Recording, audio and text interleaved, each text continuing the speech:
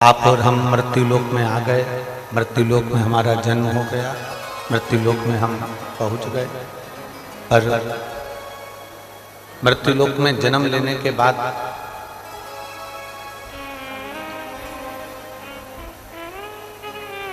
चौरासी लाख योनियों में भ्रमित होते रहे और उसके बाद में जो मनुष्य की देह मिली, मानव का शरीर मिला।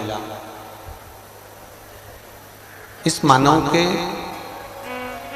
शरीर को प्राप्त करने के बाद यदि हमने पृथ्वी पर आने के बाद भगवान शंकर की शिव भक्ति नहीं करी, मान लो हमारा जन्म तो हो गया, हम आ भी गए, इस मृत्यु लोक में हमारा जन्म भी हो गया, पर हमने अगर शिव भक्ति को धारण ही नहीं करा तो फिर हमारा जन्म लेना सार्थक नहीं।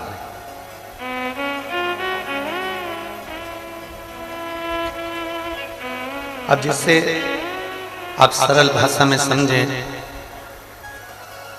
आप किसी के यहां दिल्ली में गए, भटिंडा गए, जयपुर गए, लुधियाना गए, कहीं पर भी आप गए और जिससे मिलने के लिए गए और वही व्यक्ति आपको नहीं मिला, जिससे मिलने के लिए आप पहुंचे और वही व्यक्ति अगर आपको नहीं मिला, वो व्यक्ति यदि आपको नहीं मिलता है तो आपका जाना तो फिर व्यर्थ है। फिर मन में सोचोगे कि मैं इतनी दूर से आया, मैंने 500 रुपये खर्च भी करे, 200 रुपये खर्च भी करे, इतना गाड़ी का धक्का भी खाया और इतना धक्का खाने के बाद मैं यहाँ पहुंचा और उसके बाद में मुझे जिससे मिलना था वो मुझे मिला ही नहीं। मुझे जिससे मिलना था वो मुझे मिल ही नहीं पाया। तो शिव पुराण कहती है जैसे हम जिससे मिलने के लिए पहुंचे और वही नहीं मिल पाए तो हमारा जाना व्यर्थ, हमारा जाना बेकार। जिसके लिए हम गए और वही नहीं मिला तो हमारा जाना बेकार। फिर हम क्यों गए? उसी तरह शिव पुराण की विद्येश्वर संहिता भी कहती है जैसे हम किसी से मिलने गए और वो नहीं मिला तो हमारा जाना उसके घर बेकार है। उसी तरह 84 लाख योनियों में 83,99,999 योनियां काटने के बाद जो ये 84 लाखवें नंबर की योनि मिली है मनुष्य की, और इस मनुष्य को योनि पाने के बाद पृथ्वी पर आने के बाद हम यदि शंकर से नहीं मिल पाए तो हमारा पृथ्वी पर आना व्यर्थ है।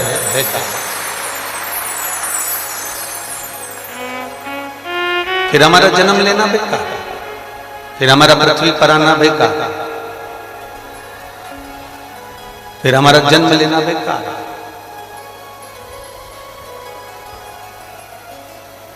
इतनी 83,99,999 योनियां काटते काटते काटते काटते यहां पहुंचे।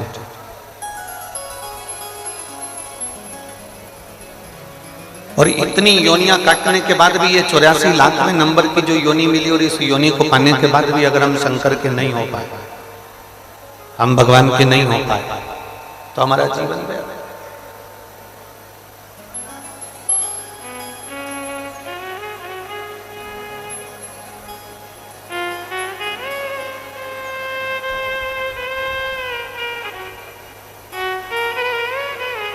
अंगद देव जी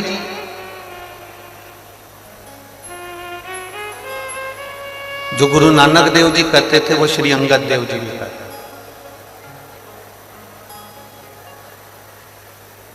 गुरु नानक देव जी की वाणी को अंगद देव जी ने भी अपनी भाषा में उसको कहा।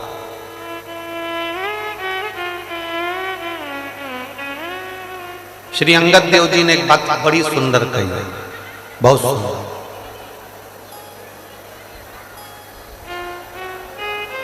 गुरु नानक देव जी जिस बात को कहते रहे, जिस बात का वर्णन करते रहे,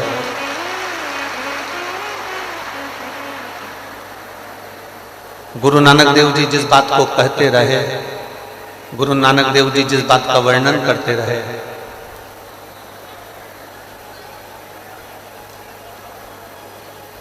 उस बात को श्री अंगद देव जी ने बड़ी सुंदर भाषा में कहा है, बड़ी सुंदर भाषा। श्री अंगद देव जी कहते हैं कि जब जंगल में कहीं आग लगती है, जब जंगल में कहीं बहुत अग्नि लग जाती है, जंगल में आग लग जाती है,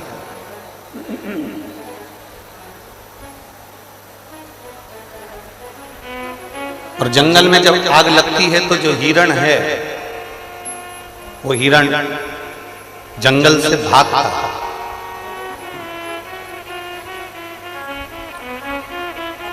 अंगद देव जी कहते हैं कि जो जंगल में आग लगी और आग लगी तो हिरण भागा, हिरण किसी दूसरी ओर नहीं भागता, हिरण भागता है तो जहां नदी है, तालाब है, बावड़ी है, सरोवर है, वहां हिरण भागा। गुरु नानक देव जी के शब्द को, गुरु नानक देव जी की वाणी को श्री अंगद देव जी कहते हैं कि हिरण जंगल में आग लगने पर भाग रहा है और भागते भागते भागते भागते पानी को ढूंढ रहा है।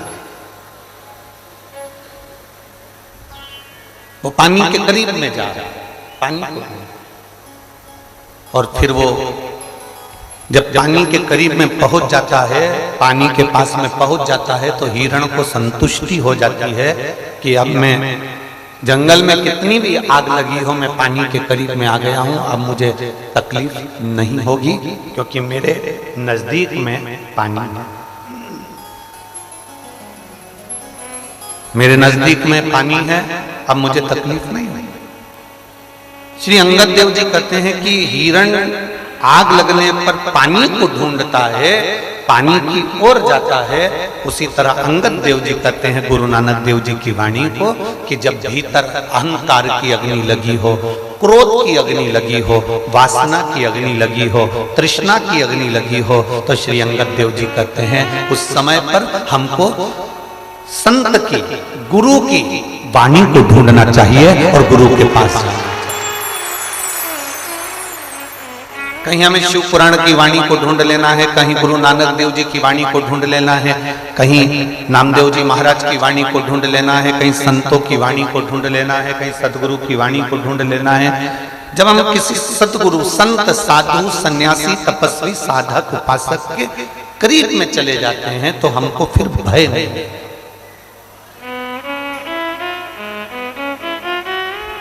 तारा बाबा जी की कुटिया में कथा चल रही है,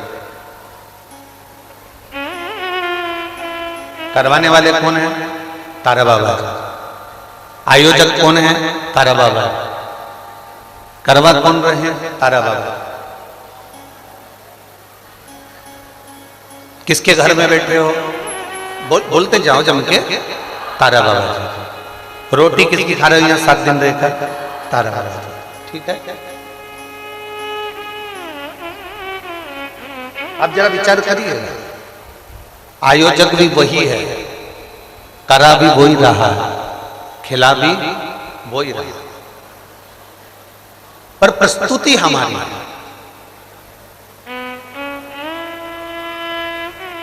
दिखम रहे हैं, वो दिखता नहीं है।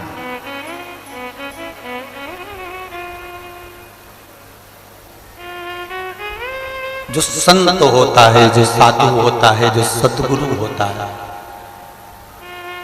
वो सम्मुख में नहीं आता, वो पीछे से टेका लगाकर कह देता है कि लो जाओ, तुम्हारा ये काम हो जाए, जाओ तुम पहुंचो, तुम्हारा ये कार्य हो जाए। कभी तुम्हारे सामने आकर तुमको भरकर 2-4 लाख रुपए कोई गुरु नहीं देगा। बहुत अच्छे से सुन लेना जरा, बहुत समझदारी की कथा है।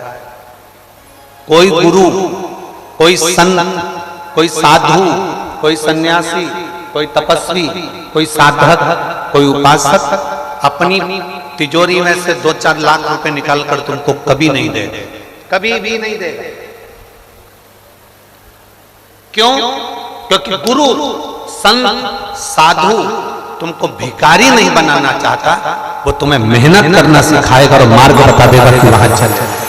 तुम सेठ बन जा, तो यहां से बठिंडा चले जाना, तू जा यहाँ से दिल्ली चले जाना, तू यहाँ से नोएडा चले जाना, तू यहाँ से गुड़गांव चले जाना, तो लुधियाना चले जाना, तो जयपुर चले जाना, वहां जाकर ये कर लेना। गुरु कभी अपनी तिजोरी में से धन नहीं देगा, कभी भी।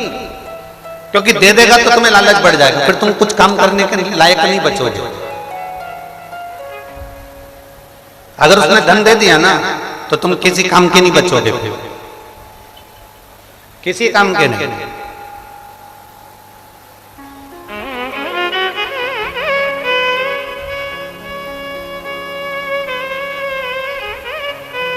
एक चेला, हम पहले इस कथा को बोल चुके हैं तो उसमें अपने स्मरण में रहा होगा, उसके स्मरण में आपको आएगा। एक चेला, उसकी बहन की शादी है और बहन की शादी है और उसको आश्रम से जाना है। अब गुरुजी से कैसे कहे कि मेरी बहन की शादी है, फिर भी उसने मन करा कि मैं अपने गुरुजी से ये कह देता हूं कि मेरी बहन की शादी। गुरुजी के पास में इतनी सारी प्रॉपर्टी है, गुरुजी के पास में इतना बड़ा मठ बना हुआ है, इतना बड़ा आश्रम बना है, तो गुरुजी मेरी बहन की शादी में 2-4 लाख रुपए, 25-50 हजार रुपए दे दे। शिष्य ने गुरुजी से कह दिया, गुरुजी मेरी बहन की शादी है, मैं कुछ दिन के लिए जा रहा हूं, चले जाऊं? गुरुजी ने कहा चले।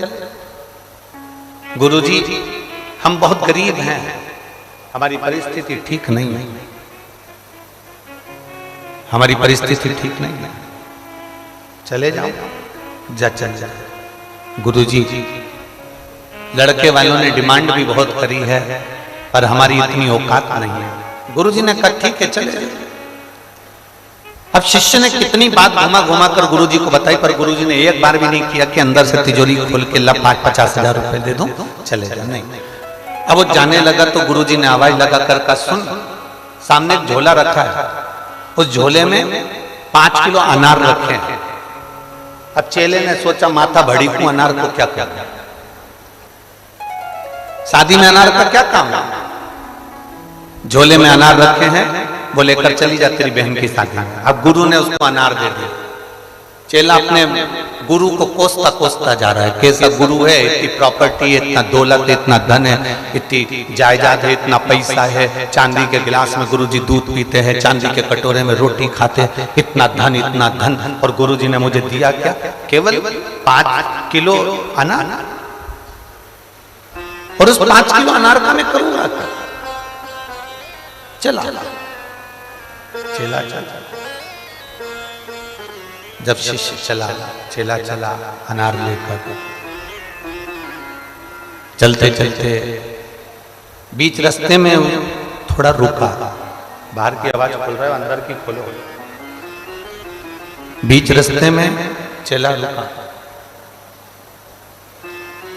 जब बीच रास्ते में चेला रुका तब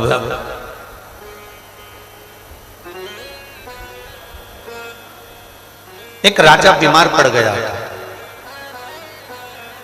और राजा जब बीमार पड़ा तो वेद जी ने उसको देखा था, डॉक्टर ने उसको देखा था, और वेद जी ने कहा था कि इसको जो दवा दी जाएगी वो दवा अनार के रस में दी जाएगी। इसको जो दवा देना है वो अनार के रस में देना है, अनार के रस। राजा ने अपने नगर में अनार दिखवाया और अनार मिला। राजा ने सब दूर खबर पहुंचाई कि कहीं अनार मिले तो देखो, उसमें मुझे दवा लेना, उसमें मुझे औषधि लेना। अनार नहीं मिला। दूत ढूंढते ढूंढते राजा के सैनिक जंगल में पहुंच गए। जंगल में ये व्यक्ति सो रहा था, शिष्य सो रहा था, और उसके पास में झोले में अनार रखे थे, और उसने वो अनार लेना चाहा, उसने वो अनार मांगा। शिष्य ने कहा ये मेरे गुरुजी ने दिया है, मेरी बहन की शादी के लिए गिफ्ट है। अरे राजा बीमार पड़ा है, लाओ ये हमको दो। नहीं नहीं नहीं, ये मेरी बहन की शादी के लिए गुरुजी ने गिफ्ट दिया है, मैं नहीं दे सकता। राजा के सैनिकों ने उससे अनार लिए, राजा को दिए, दवाई ली, राजा ठीक हो गया। राजा ने कहा अनार कहां से लाए थे? कहा एक लड़का था, बहन की शादी में जा रहा था, ये अनार उसके पास मिले। राजा ने कहा उसको पकड़ कर लाओ। शिष्य को पकड़ कर लेकर आए, राजा के सामने लाकर खड़ा करा। राजा ने कहा आपके अनार से मेरी बीमारी ठीक हुई है, आपके अनार से मेरा रोग ठीक हुआ है, आप चिंता मत करो। आपके अनार ने और आपने मेरे पुत्र जैसा काम किया है, इसलिए अब आपकी बहन नहीं, इस राजघराने की बेटी है, उसकी शादी मैं करूंगा, उसकी शादी मैं करूंगा। गुरु ने 1 रुपया नहीं दिया, 1 रुपया गुरु नहीं देता। आज असली गुरु, असली संत, असली जो महात्मा होगा वो तुमको रुपया कभी नहीं देगा, कुछ ऐसा कर देगा। अब वो राजा ने उस लड़के को अपना बेटा बनाकर राजकुमार बनाकर रखा, उसकी बहन की शादी राजकुमारी जैसी करी, हीरा पन्ना सोना चांदी रत्न आभूषण में पूर दिया, क्योंकि वो अनार नहीं थे। गुरुजी पर अगर भरोसा कर कर लेकर गए हो कि गुरु ने दिया है, गुरु ने दिया, ये कम ना दिया। लोग कहते गुरुजी के पास इतना है, गुरुजी देते क्यों नहीं? गुरुजी के पास इतना है, गुरुजी देते क्यों नहीं?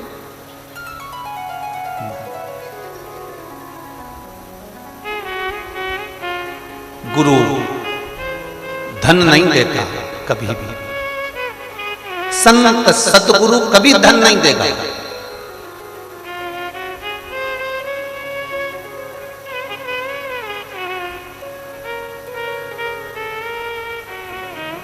गोपाल जी हमारे पास में भी लोग आते हैं ना यहाँ पर, ये आप इनसे पूछना, हमने कई बार हमारी व्यासपीठ से बात कही है, आप लोगों के स्मरण में होगी कि व्यासपीठ पे दर्शन करने आओ तो यहाँ कोई भेंट नहीं चढ़ाना दर्शन करते से। कई लोग आते हैं, गुरुजी आपके पास में डमरू रखा है वो हमको दे दीजिए। हम करेंगे भी क्या, डमरू यहीं रखा रहता, पर तुमने केवल वस्तु मांगी, तुम्हें मांगना था झोली पसार कर इस व्यासपीठ की एक बेलपत्र दे दीजिए, और उससे बढ़कर कुछ नहीं। एक बेलपत्र, एक बेलपत्र का फल क्या होता है, एक बेलपत्र का स्वरूप क्या होता है, एक बेलपत्र का कीमत क्या है?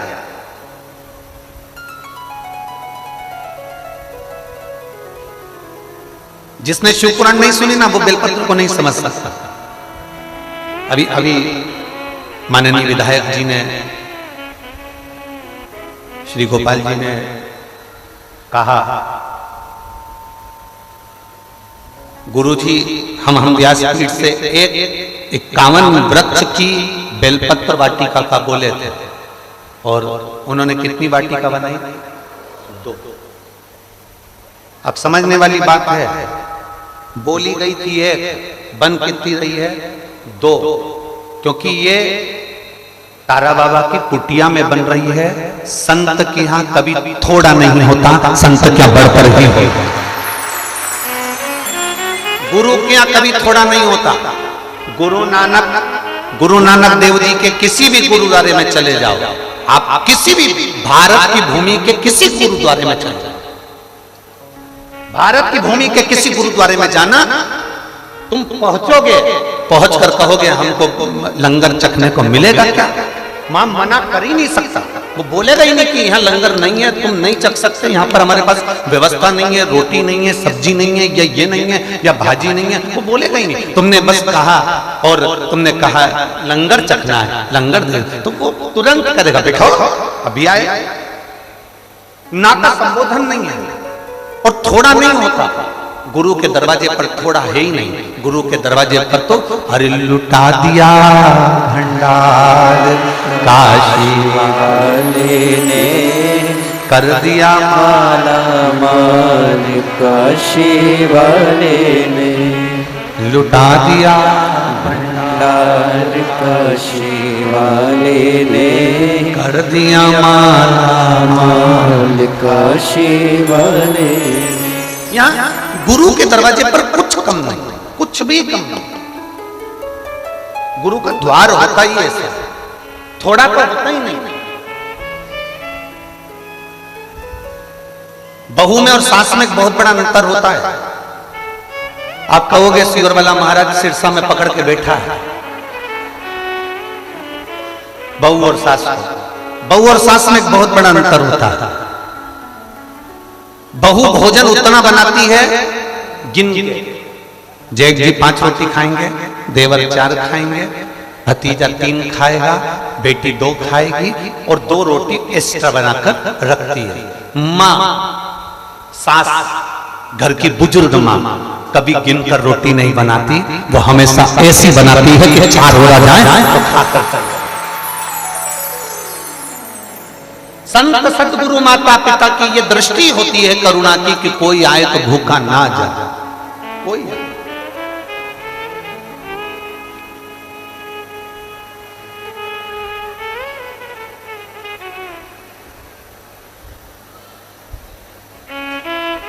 जो दिल से पुकारता है वो दिल से देखिए।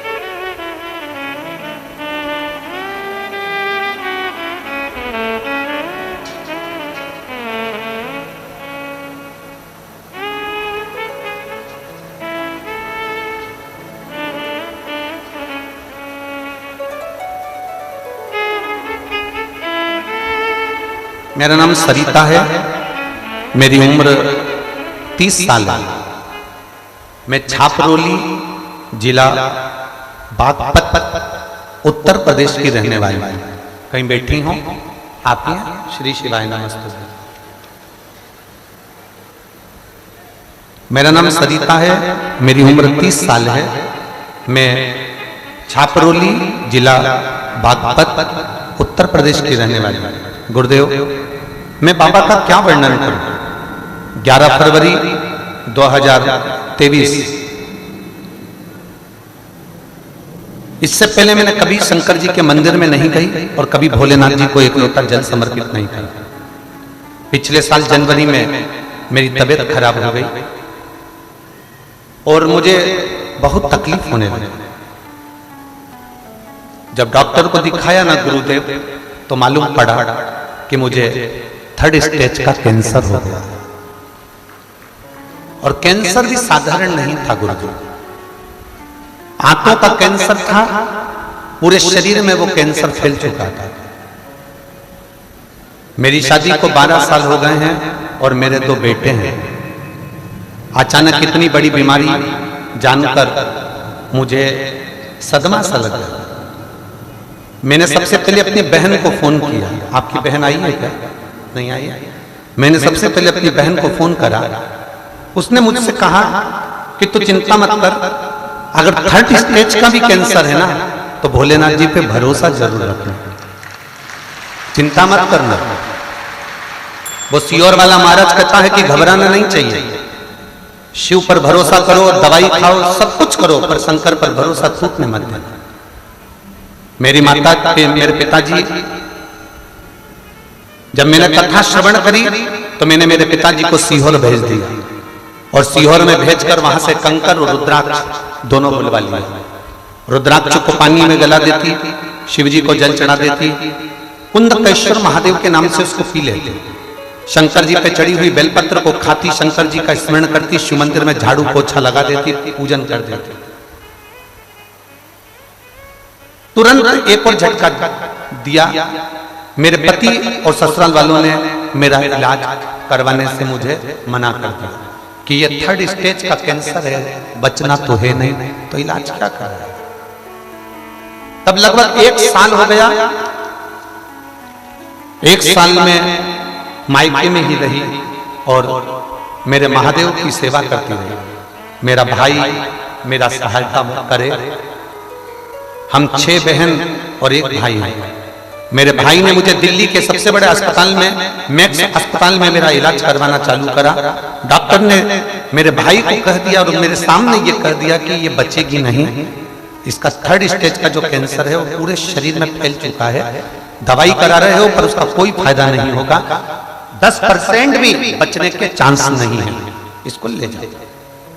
हम बाबा पर छोड़ दिए और फिर हमने बाबा को ही समर्पित कर दिया। एक लोटा जल चढ़ाती, रुद्राक्ष का पानी पीती, शिव जी का जो कंकर लाए थे उसकी पूजन करती, मंदिर में घंटों सेवा करती। बाबा का मैं क्या गुणगान करूं। मेरे बाबा ने ऐसी कृपा कर दी कि आज मैं पूर्ण तरह से ठीक हूं और बाबा को नमन करने के लिए। एक बेलपत्र ले जाओ, आ जाओ, एक बेलपत्र ले जाओ। मैं पूर्ण तरह से ठीक हूं और मैं बाबा को नमन करने, ये कृपा शिव कर सकता। अकाल मृत्यु वो मरे जो काम करे चंडाल का, और काल उसका क्या बिगाड़े जो भक्त हो। काल जो शिव की आराधना करता है, जो शंकर की आराधना करता है, जो शिव भक्ति में डूबा रहता है, फिर उसका बाल बाका नहीं हो सकता। भगवान शिव ओघड़ का नाम है, वो त्रिकालदर्शी है, वो कैलाशी है, वो अविनाशी है, वो शंकर सहज है। जिसने बेलपत्र के महत्व को पहचान, अभी तो हम श्री गोविंद जी को, श्री गोपाल जी को हम धन्यवाद देंगे, बहुत बहुत धन्यवाद कि आपने इस व्यासपीठ की वाणी को स्वीकार कर वाटिका लगाने का जो संकल्प लिया। ये वाटिका सहज नहीं है, इसके नीचे बैठकर मात्र भगवान शिव का 3 दिवस का अनुष्ठान करने पर भी फल की प्राप्ति सहज नहीं है। बेलपत्री को जो पहचान गया उसने अपनी जिंदगी की सार्थक कैसे कर। ये कोई कहे कि गुरुजी हमको, गुरु तुमको ये धन दे दे, दौलत दे दे, सामान दे दे, कोई मिठाई का डब्बा गुरुजी के पास में आया वो उठा कर दे दे, गुरुजी के पास कोई फल आ गया गुरुजी ने वो उठा कर दे दिया, उसकी मूलता नहीं है, उसकी मूलता नहीं है। मूल है भगवान शंकर का गुणगान, मूल है भगवान शिव की अविरल भक्ति। और तेरी कृपा बिना ना हिले एक भी अणु, लेते हैं श्वास तेरी कृपा से तनु तनु। बहुत अच्छा, आवन अच्छा कर दिया ना।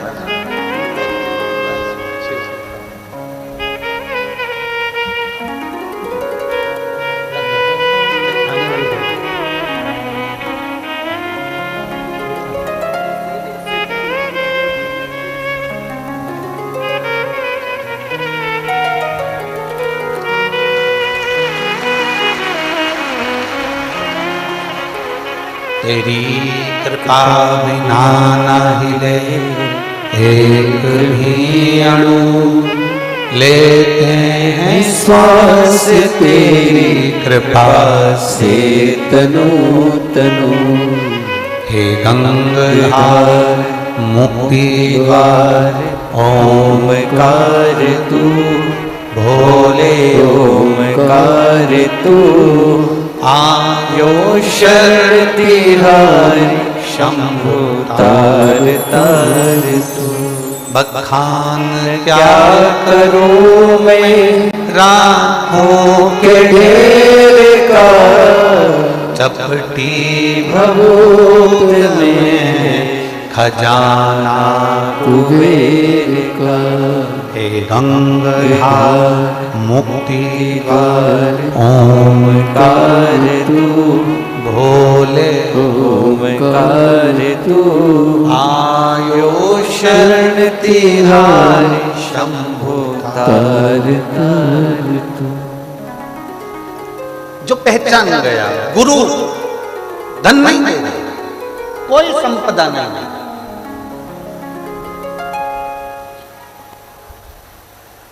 किसी गुरु के पास में कोई धन की कमी नहीं है। अच्छे से सुनना चाहिए।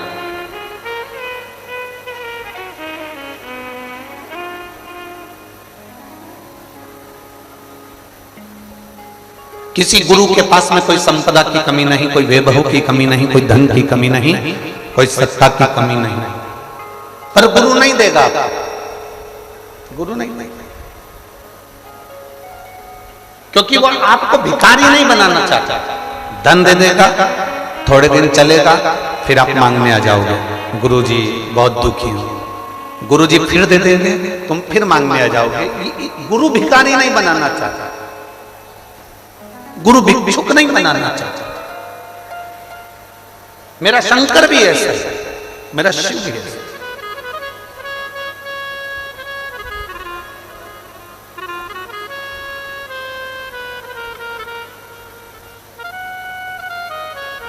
हमने पहले कहा था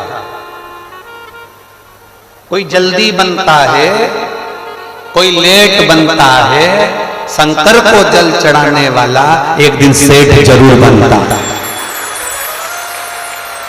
हम पहले कहे कोई जल्दी बनता है, कोई लेट बनता है, थोड़ा समय लग सकता है, थोड़ी तकलीफें ज्यादा आ सकती है, थोड़ा कष्ट जिंदगी में आ सकता है, पर एक दिन सेठ।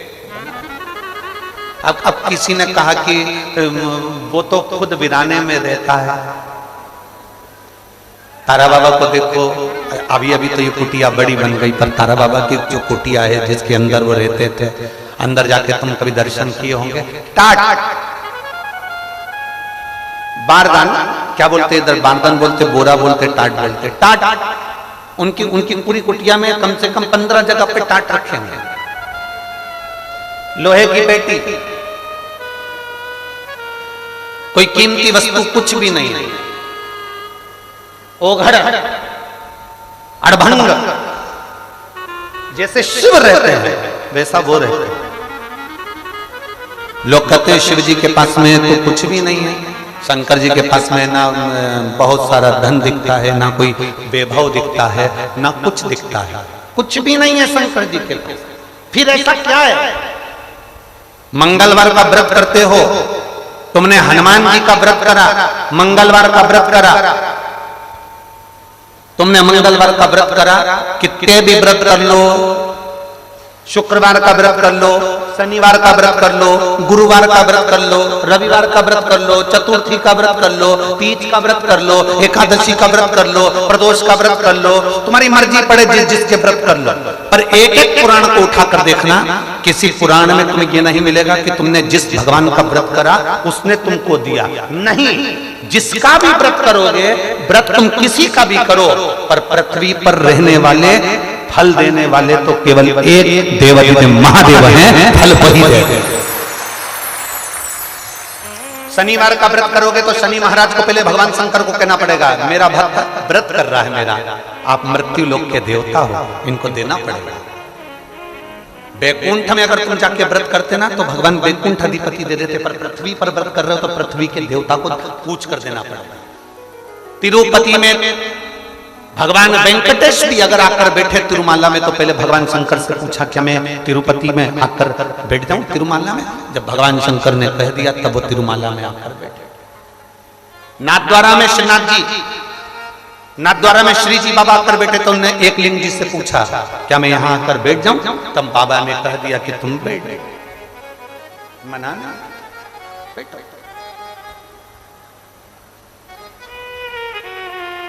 तुम किसी का भी व्रत करो, तुम्हारी मर्जी पड़े उसका व्रत करो, तुम्हारी मर्जी पड़े जिसका व्रत करो, तुम्हारा जो मन पड़े उसका व्रत करो, पर फल जिसका तुम व्रत कर रहे हो वो फल नहीं देते, शंकर भगवान को देना पड़ता है देवताओं के कहने पर कि इसने व्रत किया, इसको फल देना।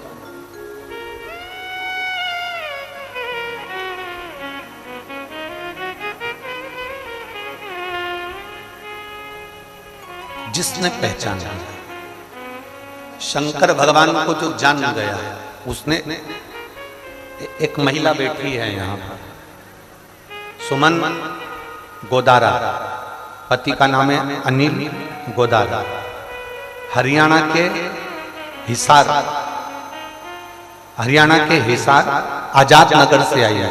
कहीं बैठी हो तो हाथ हिलाइए। हरियाणा के आप ही हैं? आ जाओ, एक बेलपत्र ले जाओ। हरियाणा के हिसार आजाद नगर से, आजाद नगर की रहने वाली हैं। हिसार के आजाद नगर से पैदल चलकर सिरसा तक कथा सुनने के लिए आई है। पैदल चलकर आई।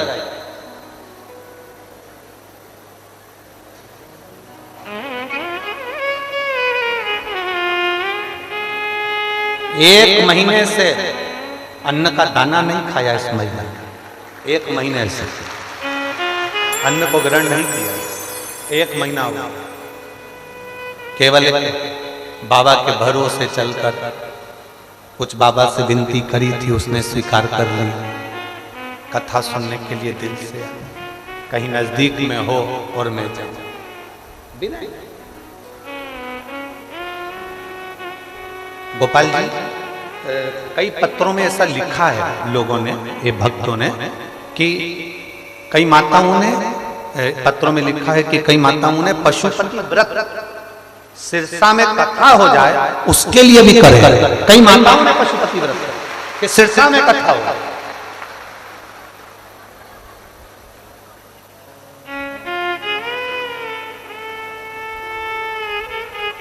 ये शिव भक्ति है, ये ओघड़ दानी की भक्ति है, शंकर की अविरल भक्ति है। उसको पहचानना बहुत कठिन है, उसको जानना बहुत कठिन है। जिस दिन हम उसको पहचान गए, जिस दिन हम उसको जान गए, जिस दिन हम उसे पहचान गए, जिस दिन हम उसको जान गए, पहचान गए, उस दिन वो हमारे करीब में होगा और हम उसके करीब में होंगे। जिस दिन हम जान गए उस दिन वो हमारे करीब में होगा, हम उसके करीब। शिव महापुराण की कथा कहती है,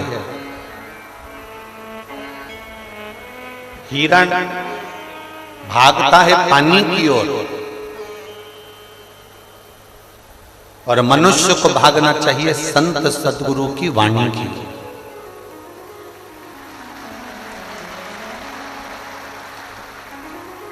अब हम आपसे पूछें,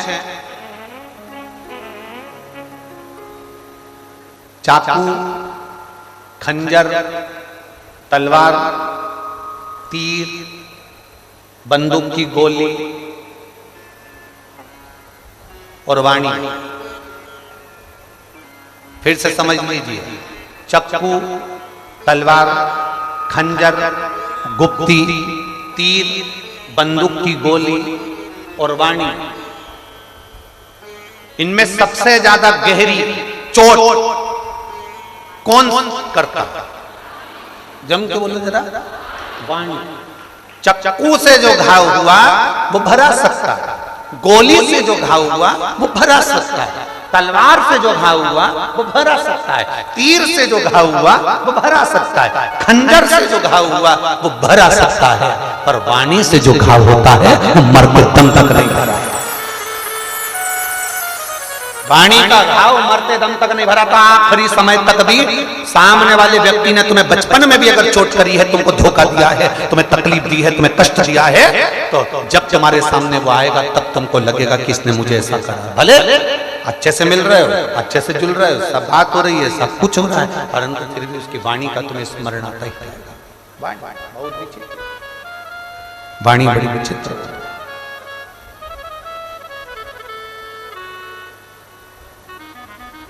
खंजर से तेज चलती है। इसीलिए आप लोगों से हमने बार बार कहा कि हिरण पानी की ओर जाए, तुम गुरु की, शिवपुराण की, संत की, साधु की वाणी की ओर जाए, तुम वाणी की।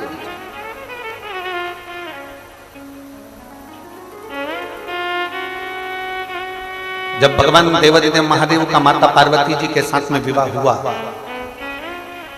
शिव जी का जब माता पार्वती जी के साथ में शादी हुआ,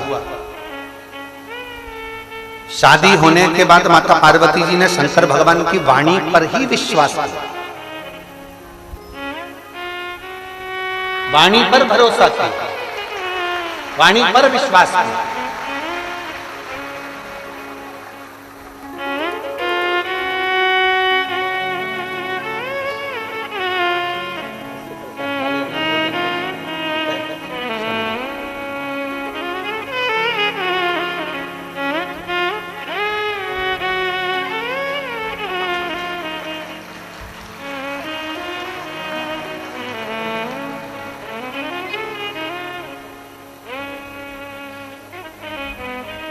शिव की वाणी का भरोसा बड़ा प्रबल है,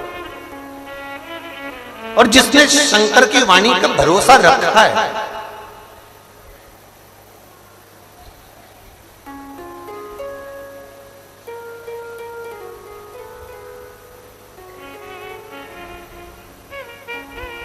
अभी अभी विधायक महोदय कर रहे थे श्री गोपाल जी टांडा जी कि इन सब का मन है गुरु जी आप हर वर्ष आओ, ये भी श्री गोपाल जी पर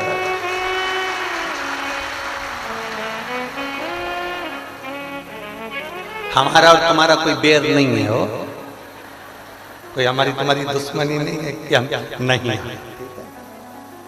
पर हमने एक बात अपने जीवन में हमेशा उतारी है, वो आज भी कहता है, आहों में असर होगा घर बैठे बुला लेंगे।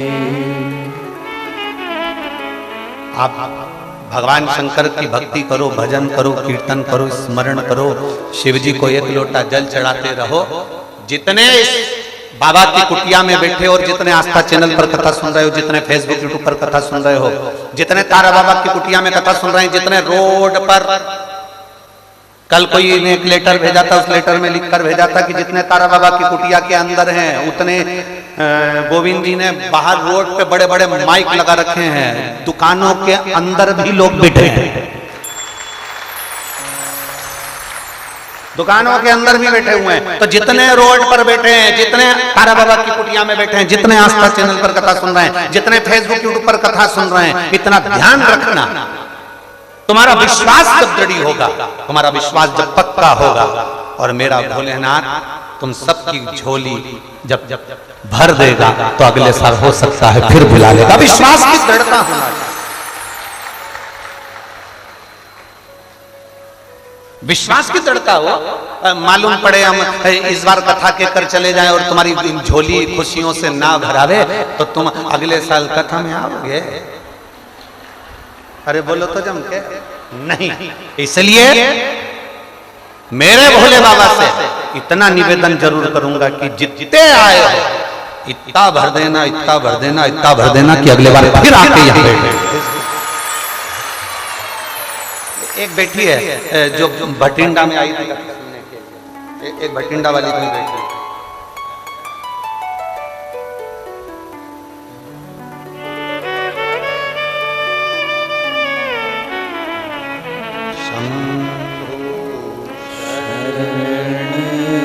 पड़ी मागो घड़ी रे घड़ी दुख काटो दया करी ने दर्शन आओ शंभो शरण मांगू घड़ी रे घड़ी दुख काटो दया करी निदर्शन आपो शंभो शरण पड़े मागो घड़ी रे घड़ी दुख काटो दया करी निदर्शन आपो। पत्र था जिस पत्र में उन्होंने लिखा था, मैंने भटिंडा की कथा श्रवण की,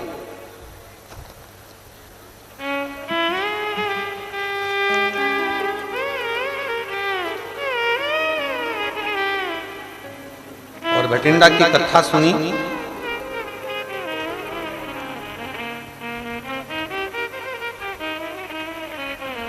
इसमें रख के भेजा था। ठीक है,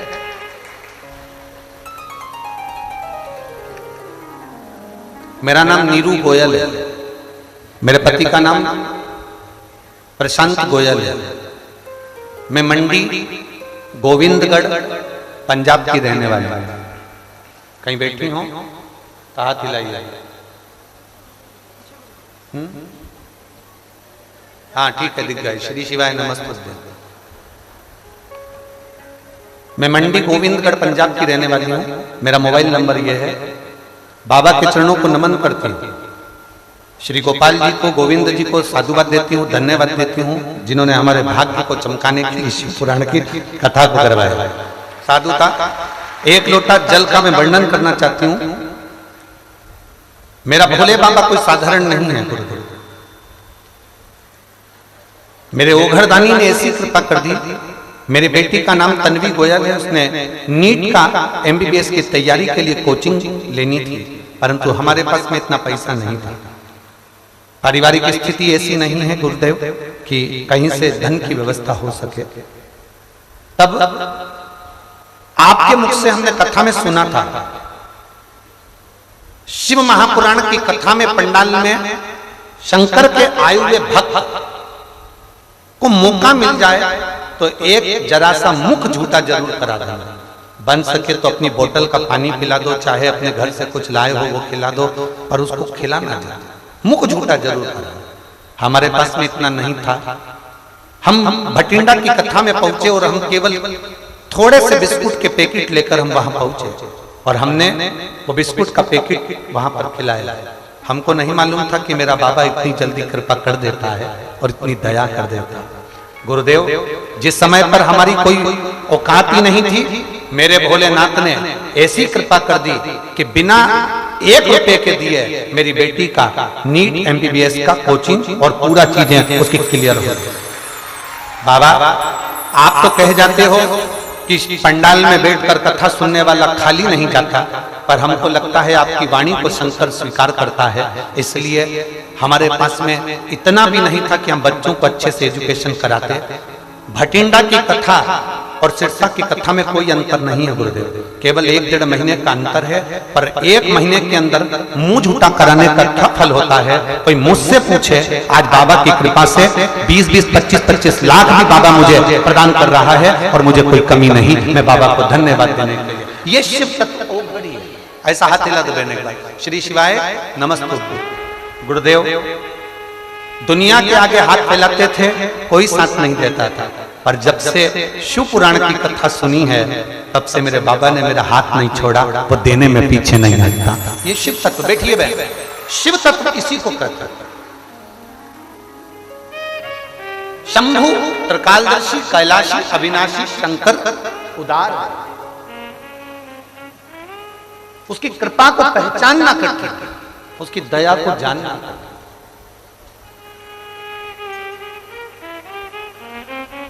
उसमें लिखा बेटी कोचिंग नहीं कर पा रही थी, पर उसके लिए व्यवस्था भी मेरे भोलेनाथ ने करा और वो नीट की कोचिंग करना प्रारंभ कर। हम उसके सहारे, हम उसके भरोसे रहे।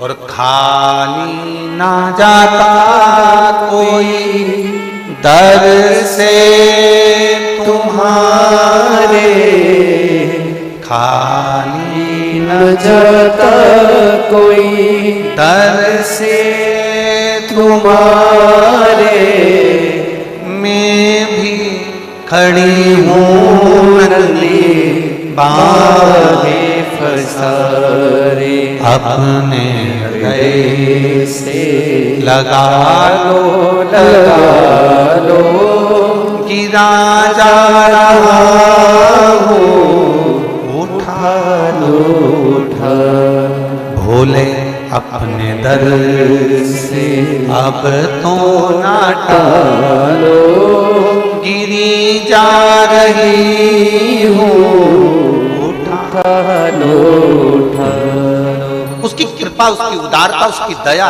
इतनी प्रबल होती है, बस भरोसा दृढ़ होना चाहिए, विश्वास पक्का। बैठो कथा में, आप सियोर वाले महाराज को सुनने के लिए नहीं आए, आप केवल शिव महापुराण की कथा को सुनने के लिए नहीं आए,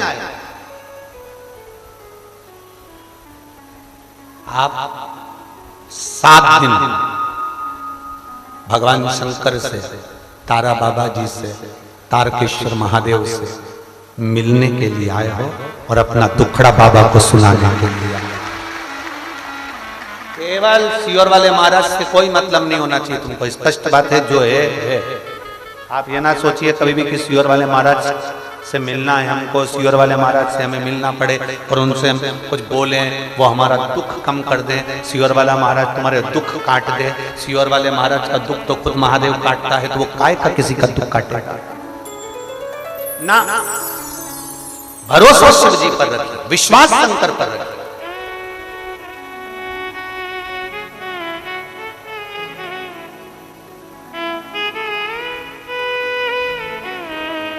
कितना सुंदर एक संवाद है रामचरितमानस का, स्मरण करिएगा जरा।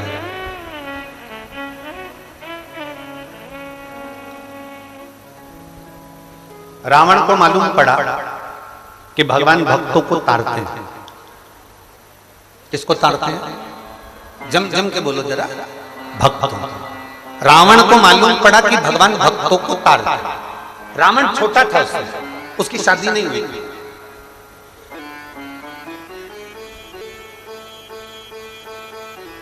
अनमैरिड, शादी नहीं हुई, संबंध पक्का भी नहीं हुआ था रावण,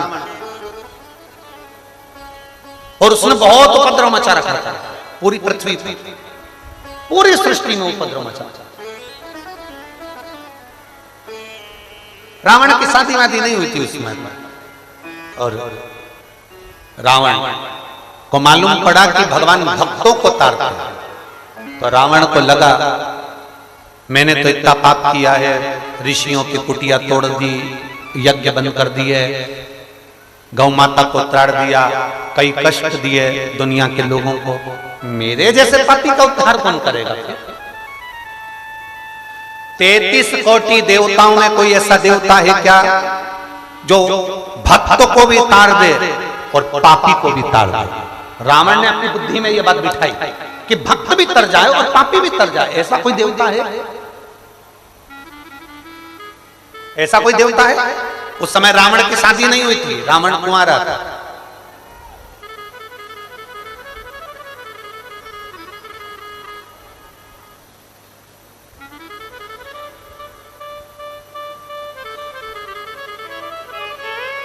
रावण भटकता रहा, उसने सुना भगवान भक्त को तारता है, पर मैंने तो पाप कर्म किया है, मुझे कौन तारेगा? 33 कोटि देवताओं में कोई ऐसा देवता नहीं है जो भक्त को भी तार दे और पापी को भी तार दे। रावण भटकते भटकते भटकते भटकते एक बार मंदोदरी से मिल लिए। शादी नहीं हुई थी, कुंवारे थे उस समय पर, मंदोदरी से मिले। पहली बार मिलना हुआ। मंदोदरी कांटों में से अपने लहंगे को निकाल रही और रावण उसको देखकर ठाके लगाकर हंस रहा। बहुत तेज रावण के चेहरे पर हंसी थी और मंदोदरी अपना लहंगा निकाल रही थी, अपना लहंगा कांटों में से निकाला। रावण ने ठाका लगाया, हंसा। मंदोदरी ने घूर कर रावण को देखा, लंकाधिपति लंकेश को देखा। देखते से ही मंदोदरी ने रावण से कहा, आप मुझे कांटों में फंसा हुआ देखकर मुस्कुरा रहे हो, थोड़ी सहायता करोगे तो मेरा ये लहंगा, मेरा ये वस्त्र इस कांटे में से निकल जाए। रावण ने मंदोदरी से प्रश्न किया।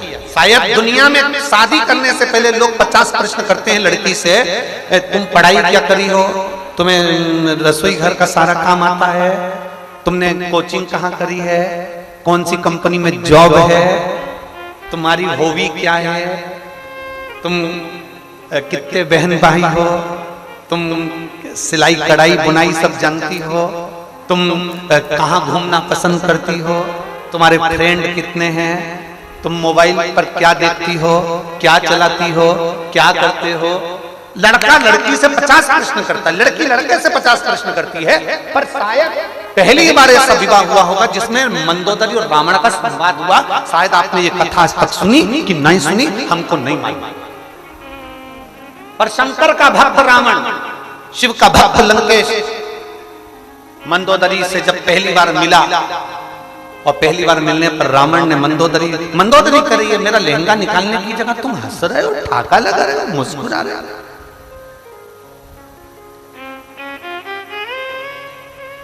लड़का लड़की में पहली बार जब मुलाकात होती है शादी के लिए तो कितनी कितनी बातें होती है, बहुत सारी बातें होती है, बहुत।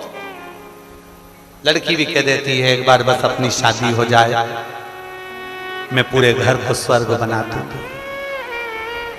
और घर में रहने वालों को स्वर्गवासी बना दूं। जब घर को ये स्वर्ग बनाएगी तो उसमें रहने वाले तो वैसे स्वर्गवासी हो जाएगा। बोले तो बोले, बस शादी हो जाने दो।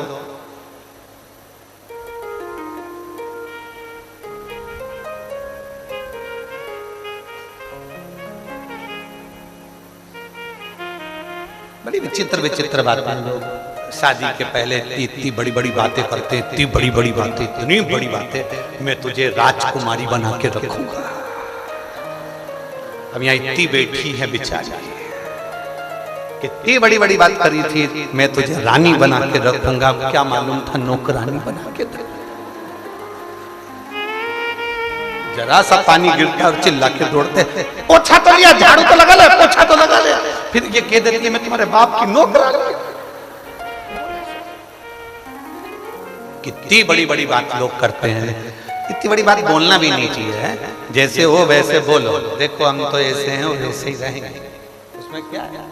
रावण ने मंदोदरी को देखा, मंदोदरी कर रही है, तुम वस्त्र निकालने की जगह ठाठा लगाकर हंस रहे हो।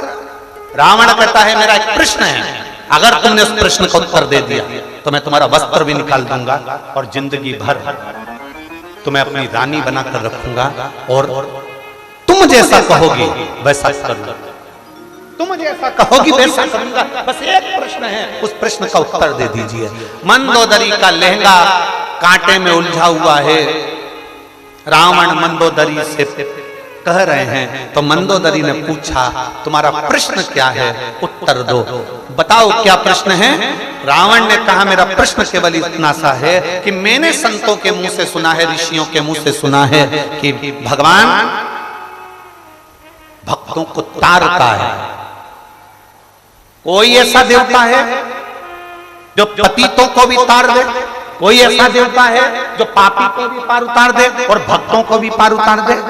मंदोदरी ने उसी समय मुख से कहा वो केवल एक है, वो कैलाश पर रहने वाला देवाधिदेव महादेव है।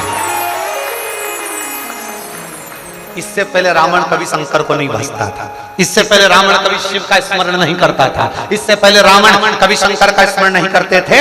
पर मंदोदरी के मुख से सुना कि वो शिव भक्तों को भी तारता है और वो शिव पापियों को भी पार उतारता है। वो शिव भूत प्रेत पिशाच डाकनी प्रेत सबको पार लगा देता है। वो शिव, वो शंकर, उसको लोग पशुपति नाथ भी कहते हैं, तो पशुओं को भी पार देते हैं। उसका एक नाम श्रंभेश्वर है। श्रंभेश्वर मतलब एक पक्षी, पक्षियों को भी पार लगा देता है। पशुपति नाथ बनकर पशुओं को पार लगा देता है। महेश्वर बनकर संसार की संरचना का आनंद पा देता है। वो साधारण नहीं। रावण ने मंदोदरी के वस्त्र को निकाला और रावण ने उस दिन सोच लिया कि अब मुझे कुछ नहीं करना है, सारे देवताओं को तो बंदी बना लिया है, महादेव को बंदी नहीं बनाना, उनकी आराधना करना है, क्योंकि वो पापियों को भी तार देता है, पतितों को भी पार उतार देता है। रावण से मंदोदरी ने फिर एक प्रश्न किया, जरा सुनिएगा उस प्रश्न को। रावण से मंदोदरी प्रश्न कर मंदोदरी ने पूछा रावण से, तुमने प्रश्न करा कि भक्तों को तारते हैं, पापियों को कोई तारने वाला भगवान है, पापी और भक्त दोनों को तारे, तो आपने कह दिया महादेव है। मंदोदरी ने प्रश्न किया, तुम भक्त हो कि पापी हो? अब किसी की शादी हो रही हो और लड़के पूछ ले, पीते हो?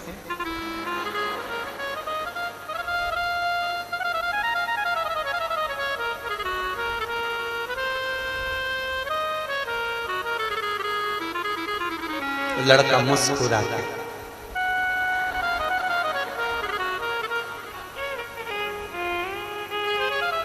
मेरी सौगंध खाओ। लड़के ने सोचा खा लो, मर भी जाएगी तो दूस दिया जाएगा।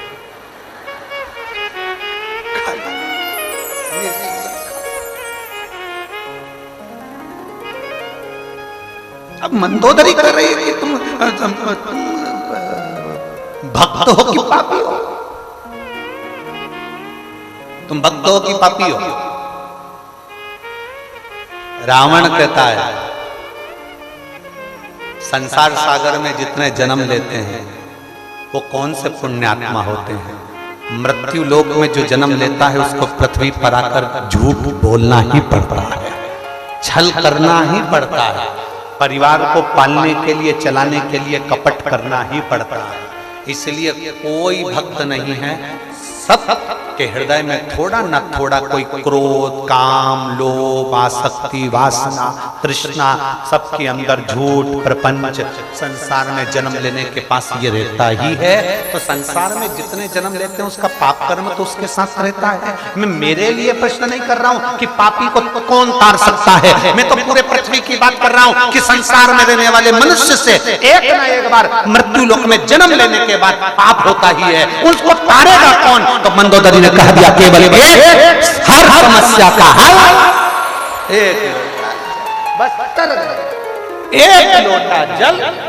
अब कोई तुम में से कोई कह दे मैं कभी झूठ नहीं बोली।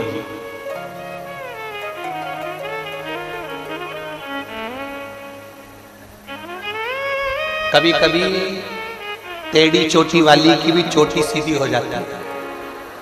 हमने भी देखी वो फिल्म भला है बुरा है जैसा भी है मेरा पति। लोग कहते हैं 5 मिनट, हम तो कहते हैं 1 मिनट। अगर आपने भगवान को याद किया 1 मिनट भी, अगर आप भगवान को स्मरण करें हैं 1 मिनट भी, अगर भगवान की अविरल भक्ति को धारण किया है मात्र 1 मिनट भी आप भगवान को याद किए हैं तो भगवान देवाधिदेव महादेव 24 घंटे में से 1 मिनट भी अगर तुमने परमात्मा को याद किया है तो ये मानकर चलना कि तुम्हारा 24 घंटा शुद्ध निकलेगा, अच्छा निकलेगा और परमात्मा की शरणागति में।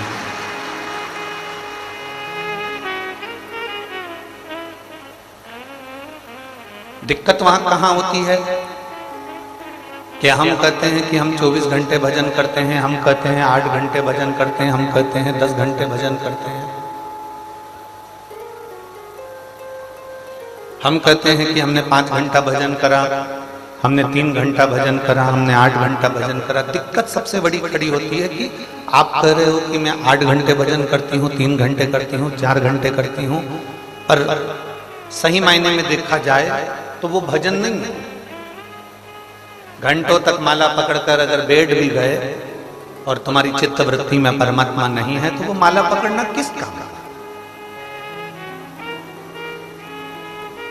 हमने पहले एक बात कही थी, आपके स्मरण में होगी, हरियाणा की सभी दीदियों ने और मेरे जीजाओं ने सुना होगा। जितनी मेरी जीजियां बैठी हैं, जितने मेरे जीजा बैठे हैं, जितनी मेरी बेटियां बैठी हैं, बेटे बैठे हैं, मेरी माताएं बैठी हैं, इन्होंने सुना होगा। हमने कहा था कि पहले की शादी में और आज की शादी में बहुत अंतर है, बहुत अंतर।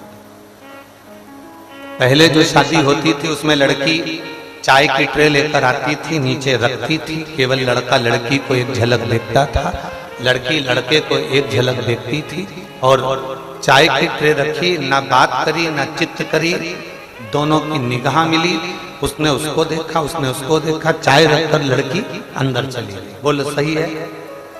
अरे बोलो तो जम के सही है ना?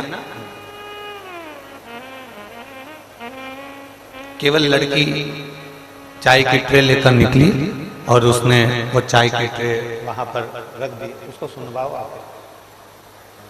चाय की ट्रे उसको वहां रख दी। ना लड़की ने लड़के को बात करी, ना लड़के ने लड़की से बात। केवल चाय की ट्रे रखी, निगाह मिली और चल चल, बस निगाह मिल के और चल चल। अब एक वो जमाना था जहां चाय की ट्रे रखी जाती थी, निगाह मिल जाती थी और निगाह मिलकर लड़की लड़के को देख ली, लड़का लड़की को देख लिया और वहां से वो संबंध पक्का हो गया। संबंध पक्का। एक आज की शादी है, एक आज का विवाह। लड़का लड़की को दिखाया गया, 2 घंटे तक उनको होटल में मिलाया गया, बातचीत कराई गई, संबंध पक्का हो गया। रात को 10 बजे से लेकर रात्रि के 3 बजे तक बात चलती रही। बोलो सही है कि गलत है? फिर शादी की तारीख आ गई, शादी पक्की हो गई। पक्की होने के बाद शादी के केवल 1.5 साल निकले थे और 1.5 साल बाद शादी के मालूम पड़े अदालत में केस पहुंच गया और तलाक की बात चल रही। अदालत में केस गया, तलाक की बात चल। अब जरा विचार करिए, पहले का संबंध में ना लड़के ने लड़की को देखा है ना लड़की ने लड़के को देखा है, केवल निगाह मिली, एक क्षण में लड़की लड़का पसंद हो गया, बातचीत कुछ हुई नहीं और संबंध पक्का हो गया। जो 7 जन्म तक संबंध निभा, पूरी जिंदगी अच्छे से निकली और एक देखभाल कर करा था, 2 घंटे होटल में मिलवाया था, रोज लड़का लड़की गाड़ी पे घूमने भी गए, साथ में कपड़े खरीदने भी गए, ज्वेलरी खरीदने भी गए, उसके बाद फोन पे लगे रहे, पूरी 6 महीना 4 महीना इतनी बात करी, उसके बाद भी लड़का लड़की का तलाक हो गया। तो इससे तो पहले का जो संबंध था, एक क्षण निगाह मिलती थी और लड़का लड़की का हो जाता था, लड़की लड़के की हो जाती थी, वही की वही। शिव पुराण कहती है तुम 24 घंटे बात कर रहे हो, 24 घंटे बैठे हो, 24 घंटे भजन कर रहे हो, भगवान नहीं सुन रहा। पर पुरानी बात याद रखना कि एक क्षण दिल से बस लोटा लेके शिव के मंदिर में गए, जल चढ़ाया, शंकर तुम्हारा तुम शंकर के हो गए, अपना काम।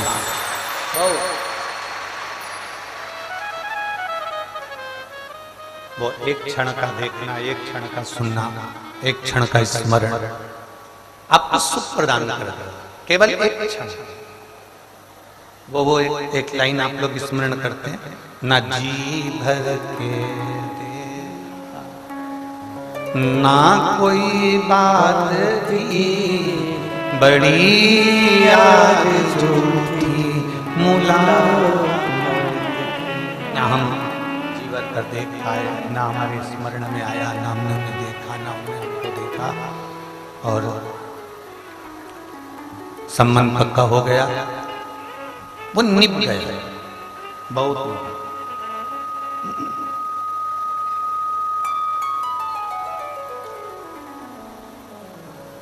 और इतना निभा कि एक जन्म की बात नहीं, कई जन्मों जन्मों की बात चलती रही, कई जन्म ऐसा निभा है। शिव कथा, भगवान शंकर का संवाद, भगवान शंकर की कथा, भगवान शंकर का स्मरण हमको ये बता रहा। शिव महापुराण हमको ये कह रहे हैं, भगवान शंकर का संवाद हमको ये कह रहा है, शिव तत्व हमको ये बता रहा है। शंकर के मंदिर में बहुत घंटों तक बैठने की जरूरत ही नहीं है आपको। मेरी सिरसा की जीजियों, जितने आस्था चैनल पर कथा सुन रहे हैं, जितने फेसबुक यूट्यूब पर कथा सुन रहे हैं, जितने मोबाइल पर कथा सुन रहे हैं, जितने इस सिरसा हरियाणा की पवित्र भूमि पर कथा सुन रहे हैं, आप अपनी चित्तवृत्ति में एक बात उतार कर रख लो, बहुत देर तक शंकर के मंदिर में बैठने की जरूरत है ही नहीं।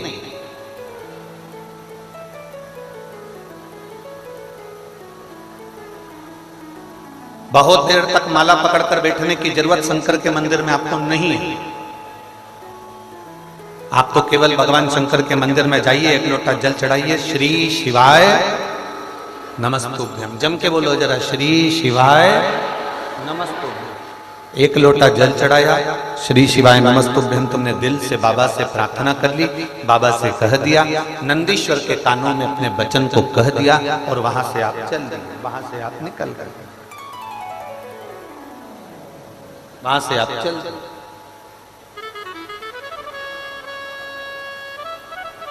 बस बहुत है।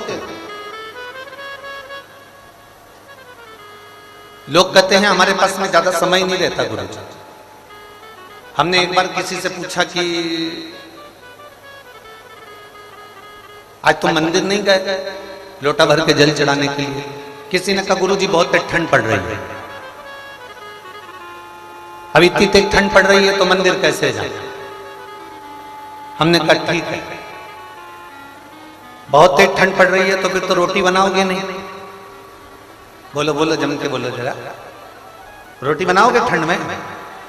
अरे जम के तो बोलो, बनाओगे? तो जब इतनी तेज ठंड पड़ रही है तुम मंदिर नहीं जा सकते तो इतनी तेज ठंड में खा कैसे सकते हो? जरा विचार तो करिए। बहुत तेज ठंड पड़ रही है गुरुजी, हम मंदिर नहीं जा सकते। बहुत तेज पानी गिर रहा है गुरुजी, हम मंदिर नहीं जा सकते। पर शंकर की भक्ति किसको कहते हैं गोपाल जी? अभी कथा थी इससे पहले प्रयागराज में, 3 दिन की थी कि 2 दिन की थी, ऐसा कुछ था है? 2 दिन की थी। 2 दिन की प्रयागराज में कथा थी गोपाल जी। अब प्रयागराज का मेला, पंडाल में इतनी जगह नहीं थी तो कथा हो रही थी गंगा जी के घाट पर, और पानी कहे कि हम गिरे, जलवृष्टि बहुत हो, इतनी जलवृष्टि, बिजली, बादल, पानी, कोहरा, ठंड सब पड़ रहा है। अब खुले आसमान में कथा हो रही है, पंडाल कुछ भी नहीं था। नीचे बेचने के लिए, बिठाने के लिए मैटिंग भी पूरी गीली हो चुकी थी, उस पर व्यवस्था नहीं। आप लोगों ने कथा में देखा था, फिर लोगों ने क्या करा?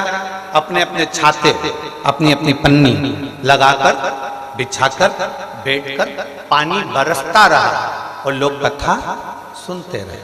जलवृष्टि होती रही और लोग कथा का स्मरण करते,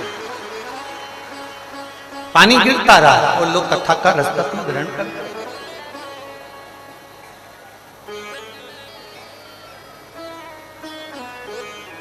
बहुत तेज पानी गिर रहा है गुरुजी, हम मंदिर नहीं जा सकते।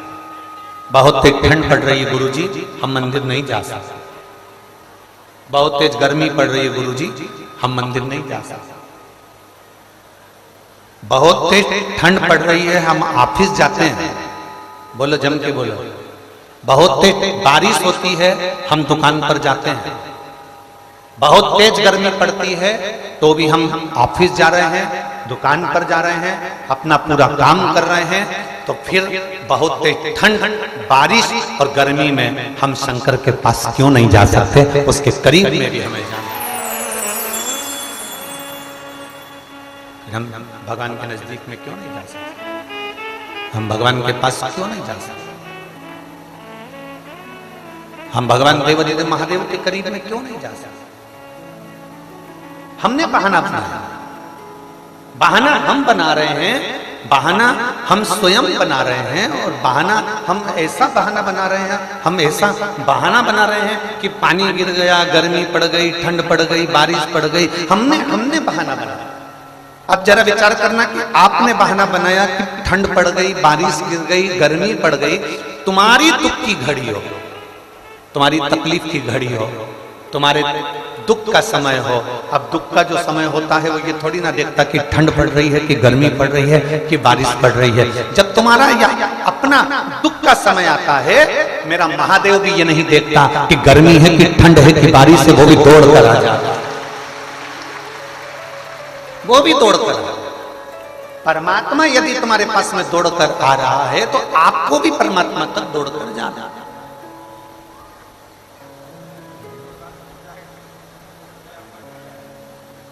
तेरे मंदिर में आना मेरा काम है और मेरी बिगड़ी बनाना तेरा काम।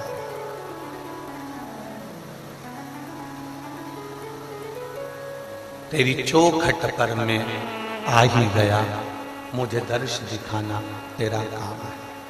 तेरे दरवाजे तक मैं पहुंच गया।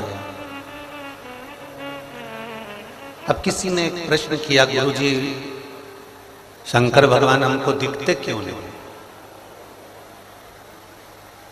मेरा देवाधिदेव महादेव, मेरा शंकर, मेरा उघड़दानी, मेरा त्रिकालदर्शी, मेरा कैलाशी, मेरा अविनाशी, मेरा शिव मुझे दिखता क्यों नहीं है? सीरा बनाना आता है, हलवा सबको आता है, क्या क्या सामान डलता है? जम के बोलो जरा।